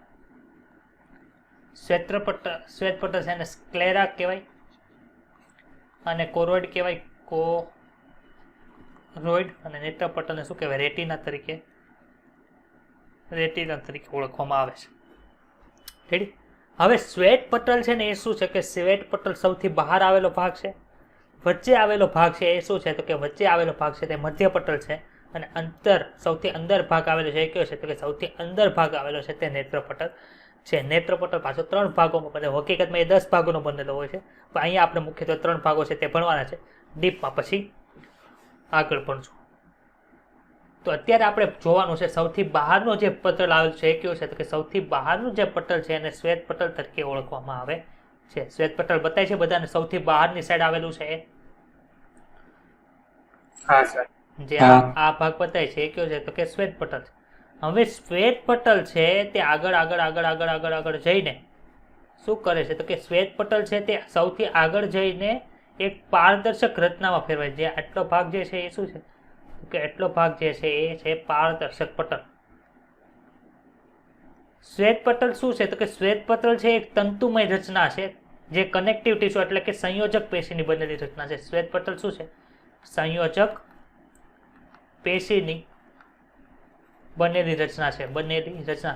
સંયોજક પેશી આખો ટોપિક જ છે, ચેપ્ટર 7 ની અંદર આવશે. અલગ અલગ ટીસ્યુ બધા આપેલા છે. એપિથેલિયલ ટીસ્યુ છે, કનેક્ટિવ ટીસ્યુ છે, એ બધું મસ્ક્યુલર ટીસ્યુ છે, એવું બધું આપેલું જ છે ને અત્યારે ડીપમાં ભણશો. પરંતુ સંયોજક પેશી કોને કહેવાય? ઇંગ્લિશમાં કનેક્ટિવ ટીસ્યુ. આપણા અલગ અલગ ભાગોને જે જોડે. તો આ શું છે તો કે એક પ્રકારના તંતુની બનેલી છે, તંતુની બનેલી હોય છે. અને આ તંતુ છે જે પારદર્શક પટલ છે એમાં ગેરહાજર હોય છે. એટલે કે તમે જો તમારી આંખને આ રીતે આમ કરશો એટલે તમને જે આખો વ્હાઇટિશ ભાગ બતાય છે એ શું છે તો કે આખો વ્હાઇટિશ ભાગ બતાય છે એ શ્વેત પટલ છે, એટલે કે સ્ક્લેરા છે. હવે જે તમારો આ જે આગળની સાઈડ બ્લેક કલરનું તમને બતાય છે એ બ્લેક કલરની ઉપર આખું લેયર હોય જે પારદર્શક હોય એને શું કહેતો કે પારદર્શક પટલ તરીકે ઓળખવામાં આવે છે. એટલું સમજાઈ ગયું બધાને? હા સર. ઓકે, તો આપણે રીડિંગ કરી નાખીએ. પુખ્ત મનુષ્યની આંખ છે લગભગ ગોળાકાર રચના ધરાવે છે. આંખના ડોળાની દીવાલ એટલે કે આખી આંખની કેટલા લેયરની બનેલી હોય તો કે 3 સ્તરોની બનેલી હોય છે. બાહ્ય સ્તર એટલે કે પહેલું જ સ્તર છે, સૌથી બહારનું સ્તર છે સઘન સંયોજક પેશી એટલે કે તંતુઓનું બનેલું છે, જેને શું કહેવાય તો કે શ્વેત પટલ તરીકે ઓળખવામાં આવે. ઇંગ્લિશમાં સ્ક્લેરા કહેવાય, યાદ રાખજો. આ સ્તરનો જે આગળનો ભાગ છે એને શું કહેવાય છે તો પારદર્શક પટલ એટલે કે કોર્નિયા કહેવાય છે. આને શું કહેવાય? કોર્નિયા. જે કેવું છે? પારદર્શક છે, જ્યાં તંતુઓ આવેલા હોતા નથી અને ત્યાં કોઈ પણ જાતની બ્લડ સપ્લાય પણ હોતી નથી. એટલે કે ખબર છે આપણે જ્યારે ચક્ષુદાન કરે છે, ખબર બધા ઘણી વાર તમે ચક્ષુદાન એવું નામ સાંભળ્યું હોય, તો ચક્ષુદાનની અંદર શું થાય? આખી આંખ તો તમારી નીકાળી લે, પણ જે વ્યક્તિને એ આપવાની હોય ને એમાં શું ટ્રાન્સપ્લાન્ટ કરે તો મુખ્યત્વે જે આ કોર્નિયા જે છે આગળ જે પારદર્શક પટલ છે એ આખું એની જ તે ટ્રાન્સપ્લાન્ટ કરવામાં આવે છે. મોટાભાગે આખી આંખનું છે ટ્રાન્સપ્લાન્ટ નથી થતું, કોર્નિયાનું ટ્રાન્સપ્લાન્ટ થાય. શું કામ? કેમ કે ત્યાં એ આખો મૃત ભાગ છે. મૃત ભાગ તો ન કહી શકો, પણ તે એક પણ જાતની બ્લડ સપ્લાય છે તે ત્યાં થતી નથી. બ્લડ ન હોય એટલે ત્યાં એન્ટીબોડી ન જાય, અને એન્ટીબોડી ન જાય તો એ સ્વીકારવાનું આપણું શરીર છે તે ના પાડી શકે નહીં. કેમ કે સ્વીકારવાનું ના કોના દ્વારા પડાય છે તો કે એન્ટીજન ને એન્ટીબોડી એવું બધું અંદર આવે બ્લડની અંદર, એને લીધે થાય છે. તો શ્વેત પટલ સમજાઈ ગયું બધાને? હા સર. ઓકે, તો હવે આપણે ભણવાનું છે મધ્ય પટલ. તો મધ્ય પટલ ક્યાં બતાય છે તો કે મધ્ય પટલ છે એ આપણને અહીંયા બતાય છે, જે આ વ્હાઇટ કલરથી દર્શાવ્યું છે કે વ્હાઇટ કલરથી બતાવ્યું છે. હું અહીંયા થોડુંક લાલ કલરથી દર્શાવું. આ બતાય છે આ લાલ કલરની પેનથી બતાવું. લાલ કલરની પેનથી અહીંયા ડાર્ક કર્યું છે. હા સર. એ શું બતાવે તો કે મધ્ય પટલ બતાવે છે. હવે મધ્ય પટલનો જે 2/3 ભાગ છે એ કેવો છે? 2/3 ભાગ છે તે પતળો છે. અહીંયા દેખો જો મધ્ય પટલ છે એને કોરોડ કહેવાય, અને 2/3 ભાગમાં કેવું છે? પતલું છે. તો પતલું ક્યાં છે? તો કે અહીંયાથી અહીંયા જો અહીંયા તો સાવ પતલું થઈ જાય. પછી શું થાય? તો કે મધ્ય પટલનો જ ભાગ છે જે તે આગળ જઈને જાડી રચના બતાવે છે એને શું કહેવાય છે? તો કે એને સિલિયરી કાય તરીકે ઓળખવામાં આવે છે. આ જે સિલિયરી કાય છે કોનો ભાગ છે? તો કે મધ્ય પટલનો ભાગ છે. હવે આ જે સિલિયરી કાય છે એ થોડુંક આગળ વધીને કનિનિકાની રચના કરે છે જેને આઇરિસ તરીકે ઓળખવામાં આવે. આઇરિસ શું કહેવાય છે? એને આઇરિસ તરીકે ઓળખવામાં આવે છે. તમને જે આ કાળો કાળો ભાગ બતાવી છે ને આપણી શરીરની અંદર, જે બ્રાઉન કલરનો હોય, કોકને શું કે થોડોક બ્લુઇશ કલર જેવો દેખાય છે બધાને, એ આપણે આંખનો કલર, ઘણા કે ભૂરી આંખ છે, ઘણાને કાળી આંખ હોય, ડાર્ક બ્લેક કલરનો, એ બધા અલગ અલગ કલર છે. કેની અંદર જોવા મળે? તો કે જે આ કનિનિકા જેને આઇરિસ કહેવાય એની અંદર જોવા મળે છે. હવે જો આ કનિનિકાની આગળના ભાગમાં એટલામાં શું હોય છે? એટલામાં કાંઈ હોતું નથી. ત્યાં શું હોય? અવકાશ હોય. એને શું કહેવાય? તો કે એને કીકી તરીકે ઓળખવામાં આવે છે. કીકી, જેને પ્યુપિલ ઇંગ્લિશમાં શું કહેવાય? પ્યુપિલ તરીકે ઓળખવામાં આવે છે. તો આટલી રચના જો એ કોની રચના છે? તો કે આઇરિસ, કનિનિકા, પછી સિલિયરી કાય, એટલે કે એક પ્રકારના સ્નાયુ જ છે જે આપણા નેત્રમણીને શું કરે છે? તો કે નેત્રમણીનો વ્યાસ વધારી શકે અને ઘટાડી શકે છે. એ બધું કોના દ્વારા થાય? તો કે કનિનિકા દ્વારા, આપણે સિલિયરી કાય દ્વારા થાય, એટલે સિલિયરી બોડી કહી શકો તમે. અને પાછળની બાજુ છે એ મધ્ય પટલ આવેલું, મધ્ય પટલનો જ ભાગ છે. મધ્ય પટલની અંદર બીજું શું આવે છે? કે મધ્ય પટલની અંદર ઘણી રુધિર વાહિની આવેલી હોય છે. મધ્ય સ્તર છે કયું છે? મધ્ય પટલ છે, જે ઘણી રુધિર વાહિનીઓ ધરાવે છે અને વાદળી રંગનું જોવા મળે છે. મધ્ય પટલ છે એ આંખના ડોળાનો જે પશ્વ ભાગ, એટલે પાછળનો જે 2/3 ભાગ છે એમાં કેવું હોય છે? પાતળું હોય છે. જ્યારે અગ્રભાગે તે જાડું બનીને શેની રચના કરે છે? તો કે સિલિયરી કાયની રચના કરે છે. સિલિયરી કાય છે તે આગળ વધીને રંગકણ યુક્ત અપારદર્શક જેવી રચના બનાવે છે, જેને શું કહેવાય? કનિનિકા, એટલે કે આઇરિસ તરીકે ઓળખવામાં આવે છે. આંખનો રંગીન જે દ્રશ્યમાન ભાગ છે, જે કોકનો બ્રાઉન હોય, કોકનો બ્લુઇશ કલર ઉપર હોય, કોકનો ગ્રીનિશ કલર ઉપર હોય, એ બધો કોના આધારે છે? તો કે આઇરિસની જે અંદર પિગમેન્ટેશન થયું હોય એની અંદર જે રંગકણ હોય એને લીધે એવું જોવા મળે છે.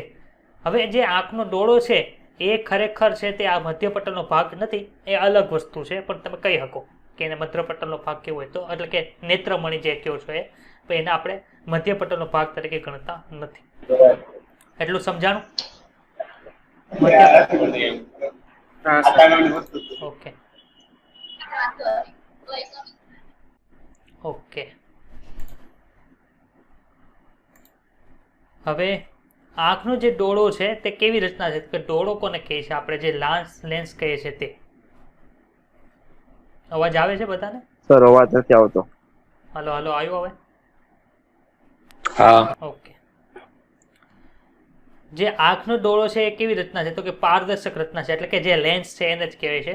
જે કોની સાથે જોયું? તો કે સિલિયરી કાય સાથે જોડાયેલા અસ્થિબંધ, એટલે કે લિગામેન્ટ દ્વારા જોડાયેલો હોય છે. આ તમને સિલિયરી કાય બતાવી છે અહીંયા, આ સિલિયરી કાય બતાવી છે, એટલે કે સિલિયરી બોડી જે સ્નાયુની બનેલી હોય છે એની સાથે આખા અસ્થિબંધ જોડાયેલા હોય. કઈ રીતે જોડાયેલા હોય? તો કે આ રીતે આજે તમને બતાવી છે. એ શું છે? તો કે એક પ્રકારના અસ્થિબંધ છે, એનું નામે યાદ પડે એ તમારે કઈ યાદ રાખવાની જરૂર નથી. આ શું છે? તો કે એક પ્રકારના અસ્થિબંધ છે, એટલે કે લિગામેન્ટ છે. એ શું કરશે? તો કે નેત્રમણીને આખું એનો વ્યાસ છે. નેત્રમણી હકીકતમાં બધાએ બહિર્ગોળ લેન્સ જોયો છે? બહિર્ગોળ લેન્સ વિશે ભણ્યા છો તમે બધા? ઓકે. તો એ આખો આમ ગોળાકાર હોય. રેડી?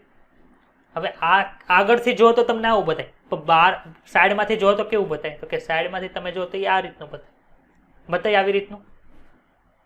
પછી અહીંથી એના વ્યાસ ને એ બધું, વક્રતા, ત્રિજ્યા ને બધું હોય. હવે આપણા જે આંખનું જે આ લેન્સ છે ને એની વક્રતા, ત્રિજ્યા ને બધું બદલાયા રાખે. જો આપણે આ જે સ્નાયુઓ છે, સિલિયરી સ્નાયુ, એ જો ખેંચશે એને લીધે શું થાય? તો કે વક્રતા, આ લેન્સ એ પતલો થઈ જાય, એને લીધે શું થાય? વક્રતા, ત્રિજ્યા ઘટી જશે. પછી જો પાછું આમ લૂઝ કરી દે, સ્નાયુઓ છે તે રિલેક્સ થઈ જાય, તો શું થાય? તો કે એને લીધે છે આખું આ આપણો જે વ્યાસ છે તે વધી જાય છે. સમજાય છે આ વાત? ઓકે.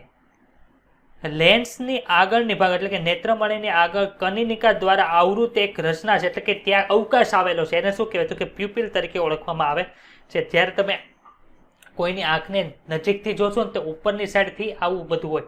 આ તો શું છે તો કે આથી આપણે આડો છેદ લીધો છે એનો, એટલે આવું બતાય. બાકી કઈ રીતની રચના હોય તો કે આ વચ્ચે આવી રીતનો અવકાશ હોય. માનો કે આ રીતની આપણી આંખની રચના થતી.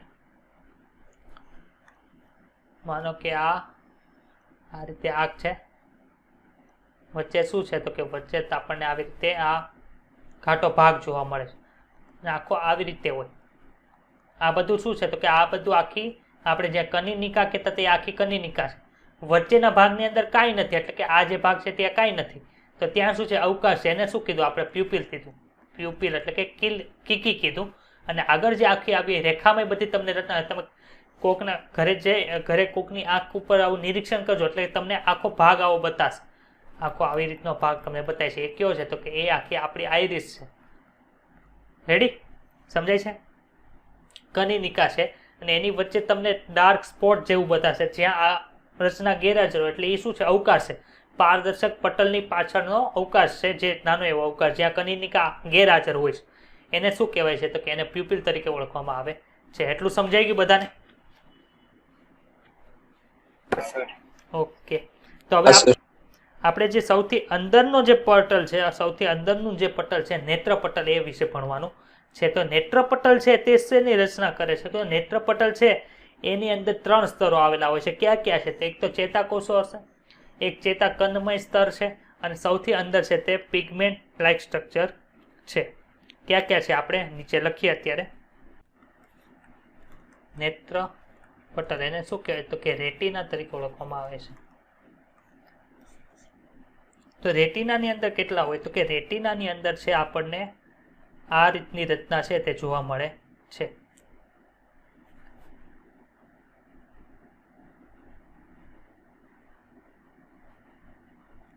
આ શું છે તો કે ગેંગ્લિયોન એટલે કે ચેતાકંદમય સ્તર હોય.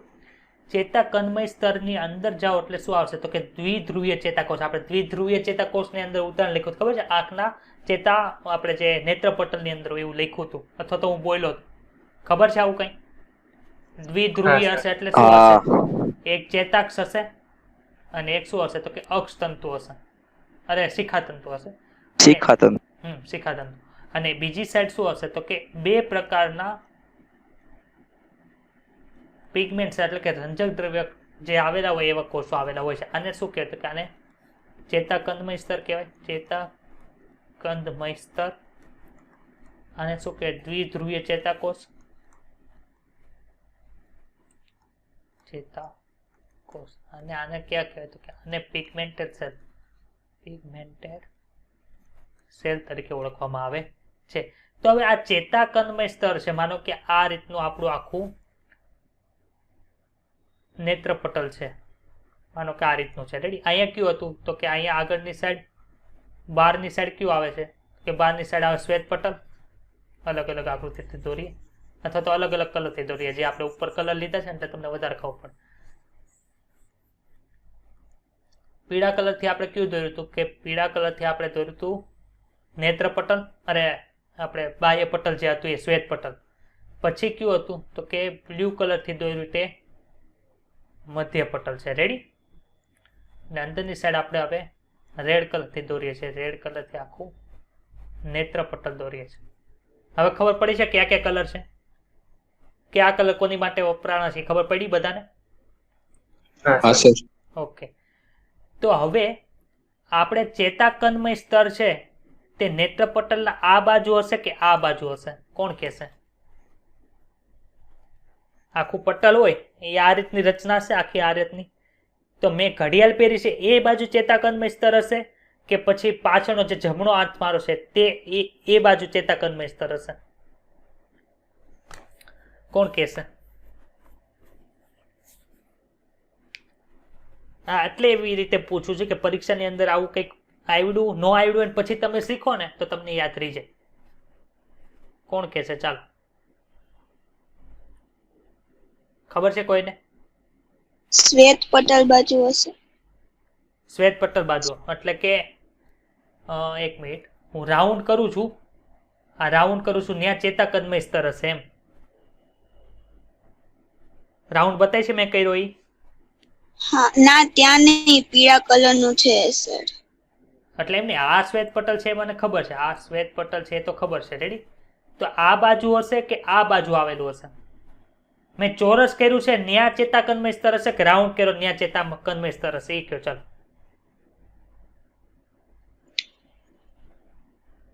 કર્યું ત્યાં. ઓકે, બીજા કોઈને કઈ આન્સર આપવાનો છે કે ચેતાકન્મય સ્તર ચોરસ હશે ત્યાં હશે કે રાઉન્ડ હશે ત્યાં હશે? રાઉન્ડ છે ત્યાં. ઓકે, તમે જે આન્સર આપ્યો છે એ બે ખોટા છે, કેમ કે ચેતાકન્મય સ્તર છે તે આપણે આ ચોરસ કર્યું છે ત્યાં આવે. આ આખી વસ્તુને કઈ રીતે હશે જો બતાવો. આખી વસ્તુ કઈ રીતે ગોઠવાયેલી હશે?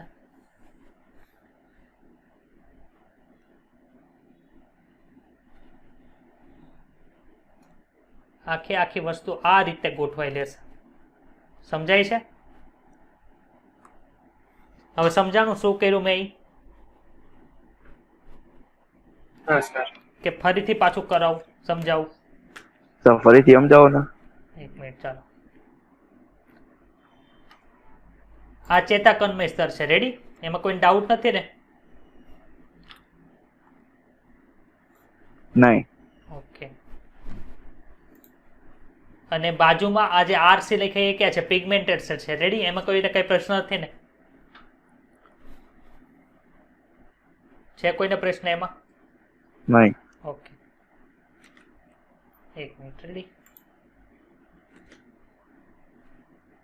હવે આને હું શું કરું છું કે આને હું નાનું કરું છું અને આ આખો ભાગને હું અહીંયા મૂકી દઉં છું. એટલે હવે ચેતાકન્મય સ્તર કઈ બાજુ આવ્યું? ચોરસ કર્યું એ બાજુ આવ્યું કે રાઉન્ડ કર્યું તો એ બાજુ આવ્યું?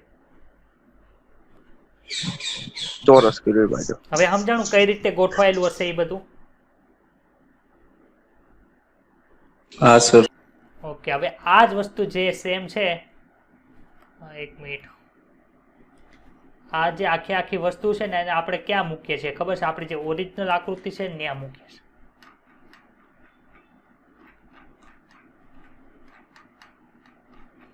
આપણને જે બુકમાં જે આકૃતિ આપી છે ને ત્યાં મૂકીએ છીએ.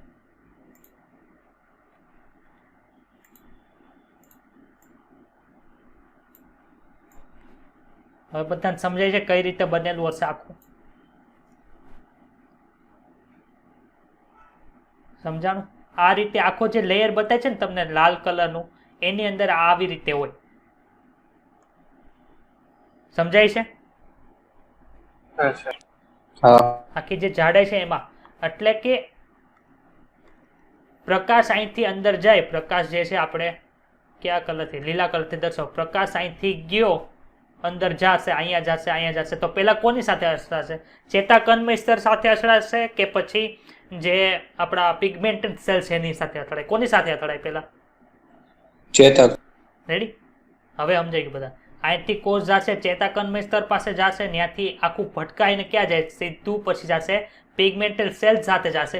ત્યાં કોઈ પણ જાતની પ્રક્રિયા થઈને પછી ઉર્મી વેગ છે તે અહીંથી ફરતો અહીંયા બને, અહીં ચેતાકન્મય સ્તર પાસેથી અહીંથી બધું જઈને આમ જશે.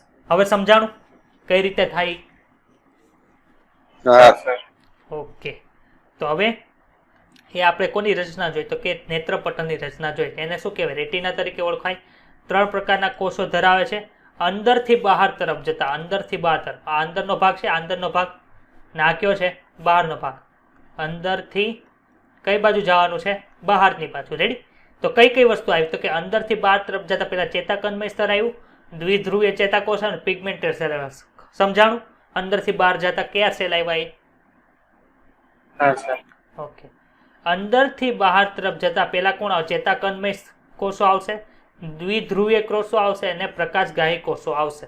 એટલું સમજાઈ ગયું? આ લાઈન સમજાવવા માટે આપણે નીચે ગયા હતા. ઓકે, હવે આપણે 2 પ્રકારના આપણે પિગમેન્ટ એટલે કે પ્રકાશગ્રાહી કોષો છે, કયા કોષો છે આપણે જોઈએ અત્યારે, એના વિશે ડિટેલમાં થોડીક માહિતી મેળવી લઈએ. 2 પ્રકારના ચેતાકોષો આપણે પ્રકાશગ્રાહી કોષો છે. ક્યાં? એક તો છે કોન્સ એટલે કે શંકુ આકારના જે કોષો છે, કોન્સ. અને બીજા ક્યાં છે? તો કે બીજા આવશે રોડ્સ. કોન ક્યાં છે? તો કે શંકુ આકારના કોષ છે એને શું કીધું આપણે? કોન. અને બીજું રોડ આકારના છે એને શું કીધું? દંડાકાર કોષો. આ બે ક્યાં કોષો છે? તો કે આ બે જે કોષો છે તે પ્રકાશગ્રાહી કોષો છે. એટલું સમજાણું? હવે કોન જે એટલે કે શંકુ આકારના કોષો છે એનું કાર્ય શું છે? તો કે શંકુ આકારના કોષો છે તે આપણે જે આ રંગીન દ્રશ્ય બધા બતાય છે, રંગીન દ્રશ્ય બતાય છે એની માટે જવાબદાર છે. અને દિવસ આપણે જે ડે લાઇટ વિઝન કહેવાય એટલે કે દિવસે તમને જે બતાય છે એ કોના લીધે બતાય છે? તો કે દિવસે જે બતાય છે એને કોનના લીધે એટલે કે શંકુ આકારના કોષો છે એને લીધે બતાય છે. હું અત્યારે અહીં લખું છું ડે લાઇટ વિઝન. ઓકે, એટલું સમજાણું? આપણને દિવસે બધું રંગીન બતાય છે. મેં બ્લેક શર્ટ પહેર્યો છે, મારા હાથમાં ગ્રે કલરની ઘડિયાળ છે, મારા હાથમાં બ્લેક કલરની પેન છે, મારી પાછળ વ્હાઇટ કલરનું બેકગ્રાઉન્ડ છે, એમાં ઉપર લાલ, બ્લુ, યલો કલરના પટ્ટા જે આપણે અલગ અલગ દર્શાવ્યા હતા નેત્રપટલ ને એ બધા માટે, એ બધું કોના લીધે ખબર પડે? તો એ શંકુ આકારના લીધે ખબર પડે છે. એટલું સમજાણું? હા સર. ઓકે. હવે આ જે શંકુ આકારના કોષો છે એની અંદર રંજક દ્રવ્ય કયું આવેલું હોય? તો કે એની અંદર જે રંજક દ્રવ્ય અથવા તો પિગમેન્ટ, ફોટો પિગમેન્ટ કહેવાય, ફોટો પિગમેન્ટ કયું આવેલું હોય છે? તો કે એની અંદર છે ઓપ્સિન આવેલું હોય. ઓપ્સિન રંજક દ્રવ્ય આવેલું હોય છે. કયું રંજક દ્રવ્ય છે? તો કે ઓપ્સિન છે તે આવેલું હોય છે. હવે ઓપ્સિન છે એ કોને કોને ઓળખી શકે? તો કે શંકુ કોષો છે ને એ 3 પ્રકારના છે. જે લાલ કલરને ઓળખતા હોય એવા, પછી લીલા કલરને ઓળખતા હોય એવા, અને બ્લુ કલરને ઓળખતા હોય એવા 3 પ્રકારના શંકુ કોષો આવેલા હોય છે. એટલી વાત સમજાણી? આપણા જે પ્રકાશગ્રાહી કોષો જે છેલ્લું લેયર હતું, ત્રણ લેયર હતું નેત્રપટલની અંદર, 3 લેયર હતા. ક્યાં ક્યાં હતા? તો કે એક હતું ચેતાકણ વાળું કોષ, પછી દ્વિધ્રુવીય ચેતાકોષ વાળું, અને છેલ્લા હતા પ્રકાશગ્રાહી કોષ એટલે કે પિગમેન્ટેડ હતા. એની અંદર 2 પ્રકાર હતા. ક્યાં ક્યાં? તો કે શંકુ આકાર અને દંડ આકાર. શંકુ આકારના કોષોનું કામ શું છે? તો કે આપણને બધું જે કલર વાળું બતાય છે, રંગીન દ્રશ્ય બધા બતાય છે, કલર વિઝન બતાય છે, કોના લીધે છે? તો કે કોન આપણે જે શંકુ આકારના કોષો છે એને લીધે. એની અંદર કયું રંજક દ્રવ્ય આવેલું એને લીધે કયું એવું તત્વ આવેલું જેને લીધે આ બધું થાય છે? તો કે એની અંદર ઓપ્સિન આવેલું હોય છે. અને કોને કોને ઓળખી શકે? તો કે લાલ કલરના રંગને ઓળખી શકે, લીલા કલરના રંગને અને બ્લુ કલરના રંગ. જો આ ત્રણેયની તીવ્રતા સરખી હોય તો કયો કલર બની જાય? તો કે વ્હાઇટ કલર બની જાય છે. અને આ 3 કલરના અલગ અલગ કોમ્બિનેશનથી જ તે તમને બધા અલગ અલગ કલર છે તે ઓળખી શકો છો. એટલે તમને એમ પૂછે કે તમને રંગીન દ્રશ્ય બતાય છે, અલગ અલગ રંગો તમે અલગ અલગ ઓળખી શકો છો, એ કયા કોષોના લીધે ઓળખી શકો? તો કે એ આવશે શંકુ આકારના કોષોના લીધે ઓળખી શકો છો. એટલું સમજાણું બધાને? હા બોલો, સમજાઈ ગયું? ઓકે. હવે દંડ આકારના કોષો છે એ શું કરે છે? તો કે દંડ આકારના કોષો છે એ લો લાઇટ વિઝન માટે જવાબદાર છે. લો લાઇટ વિઝન. આની અંદર થોડાક અઘરા શબ્દ લખ્યા છે, એને સિમ્પ્લિફાય કરીને મેં આ લો લાઇટ વિઝન કર્યું છે. એમાં ટ્વિન લાઇટ ને એવું બધું લખ્યું છે, એ પછી સમજાવું. પણ ટૂંકમાં શું, લો લાઇટ એટલે કે જ્યારે આછો પ્રકાશ હોય, આપણે સાંજે છે, સાંજે તમે ક્યારેક ઊંઘમાંથી ઉઠો ત્યારે તમને બધું બ્લેક એન્ડ વ્હાઇટ બતાય, ત્યારે તમે કોઈ રંગ પારખી શકતા નથી. તમે ટોર્ચથી કે ગમે એનાથી પ્રકાશ ફેંકશો ને પછી તમને બધું વ્યવસ્થિત બતાય. રેડી? બાકી આછા પ્રકાશને તો તમને કેવું બતાય? બધું બ્લેક એન્ડ વ્હાઇટ બતાય. તો એની માટે કોણ જવાબદાર છે? તો કે એની માટે છે જે આ રોડ સેલ એટલે કે દંડાકાર કોષો આવેલા છે તે જવાબદાર છે. એની અંદર કયું તત્વ આવેલું હોય? તો કે એની અંદર છે તે રોહોડોપ્સિન આવેલું હોય છે. રોહોડોપ્સિન નામનું તત્વ આવેલું હોય છે, જેને લીધે છે તમને આ રીતનું બતાય છે. રોહોડોપ્સિન શું છે? તો કે રોહોડોપ્સિન છે એ રેટિનાલ અને ઓપ્સિનનું બનેલું હોય છે. ઓપ્સિન અને રેટિનાલને તમે ભેગા કરો એટલે શું બને? તો કે રોહોડોપ્સિન બને છે. અને એ મુખ્યત્વે શું છે? તો કે વિટામિન એ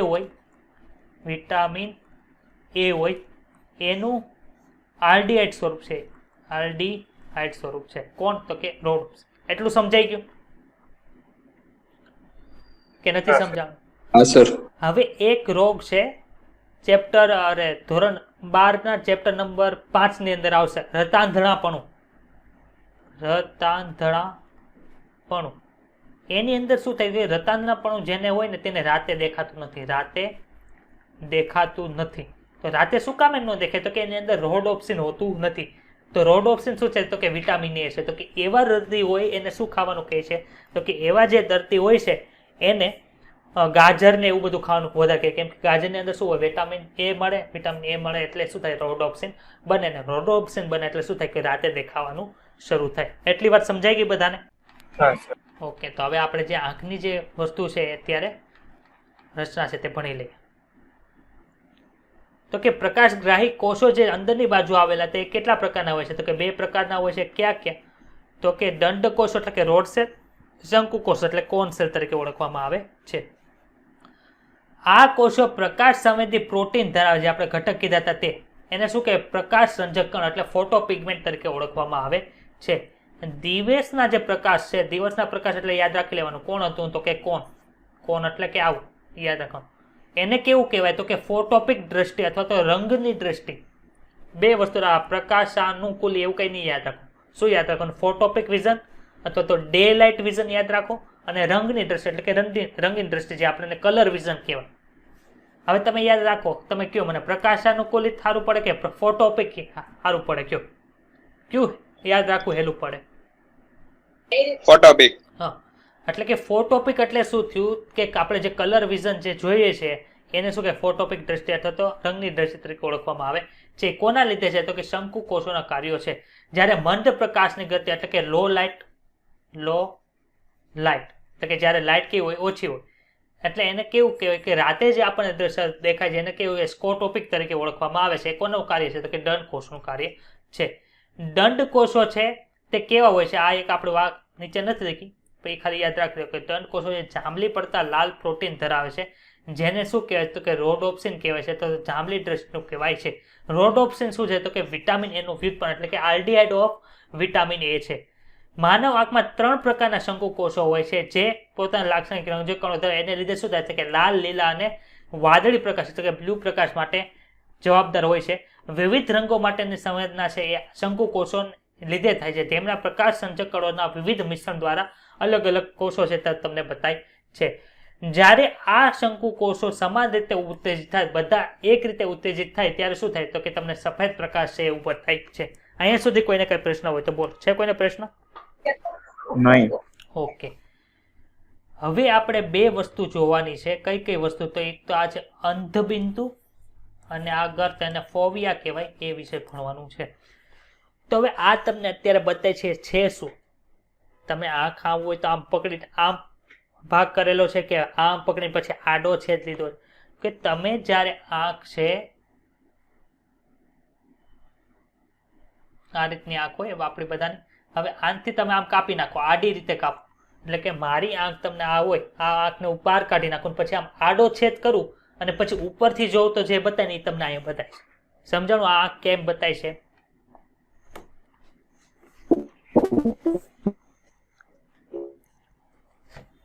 આ કઈ રીતે બતાય છે ખબર છે બધાને? ખબર પડી? અથવા તો એક કામ કરે, અત્યારે ટાઈમ તમારા બ્રેકનો આવે છે તો એ રીતની હું થોડાક એનિમેશન લઈ લઈશ અથવા તો એવી આકૃતિ મૂકી દઈશ જેનાથી તમને સરળ રીતે સમજાય. એટલે અહીંયા સુધી જો કોઈને કંઈ ટોપિક પ્રશ્ન હોય તો મને કહી દો તો આપણે એનો ડાઉટ સોલ્વ કરીએ. છે કોઈને પ્રશ્ન? કોઈને પ્રશ્ન નથી? તો બધા વ્યવસ્થિત રીતે વાંચજો અને રિવિઝન ફટાફટ કરશો. જેટલી વાર વધુ વાંચશો એટલી વાર તમને વધારે યાદ રહેશે અને એટલું વધારે તમને સમજાશે. કાલે આ ચેપ્ટર આપણું જે છે તે આમ તો પૂરું થઈ જશે અને પરમ દિવસે 22મું ચેપ્ટર આપણે શરૂ કરશું.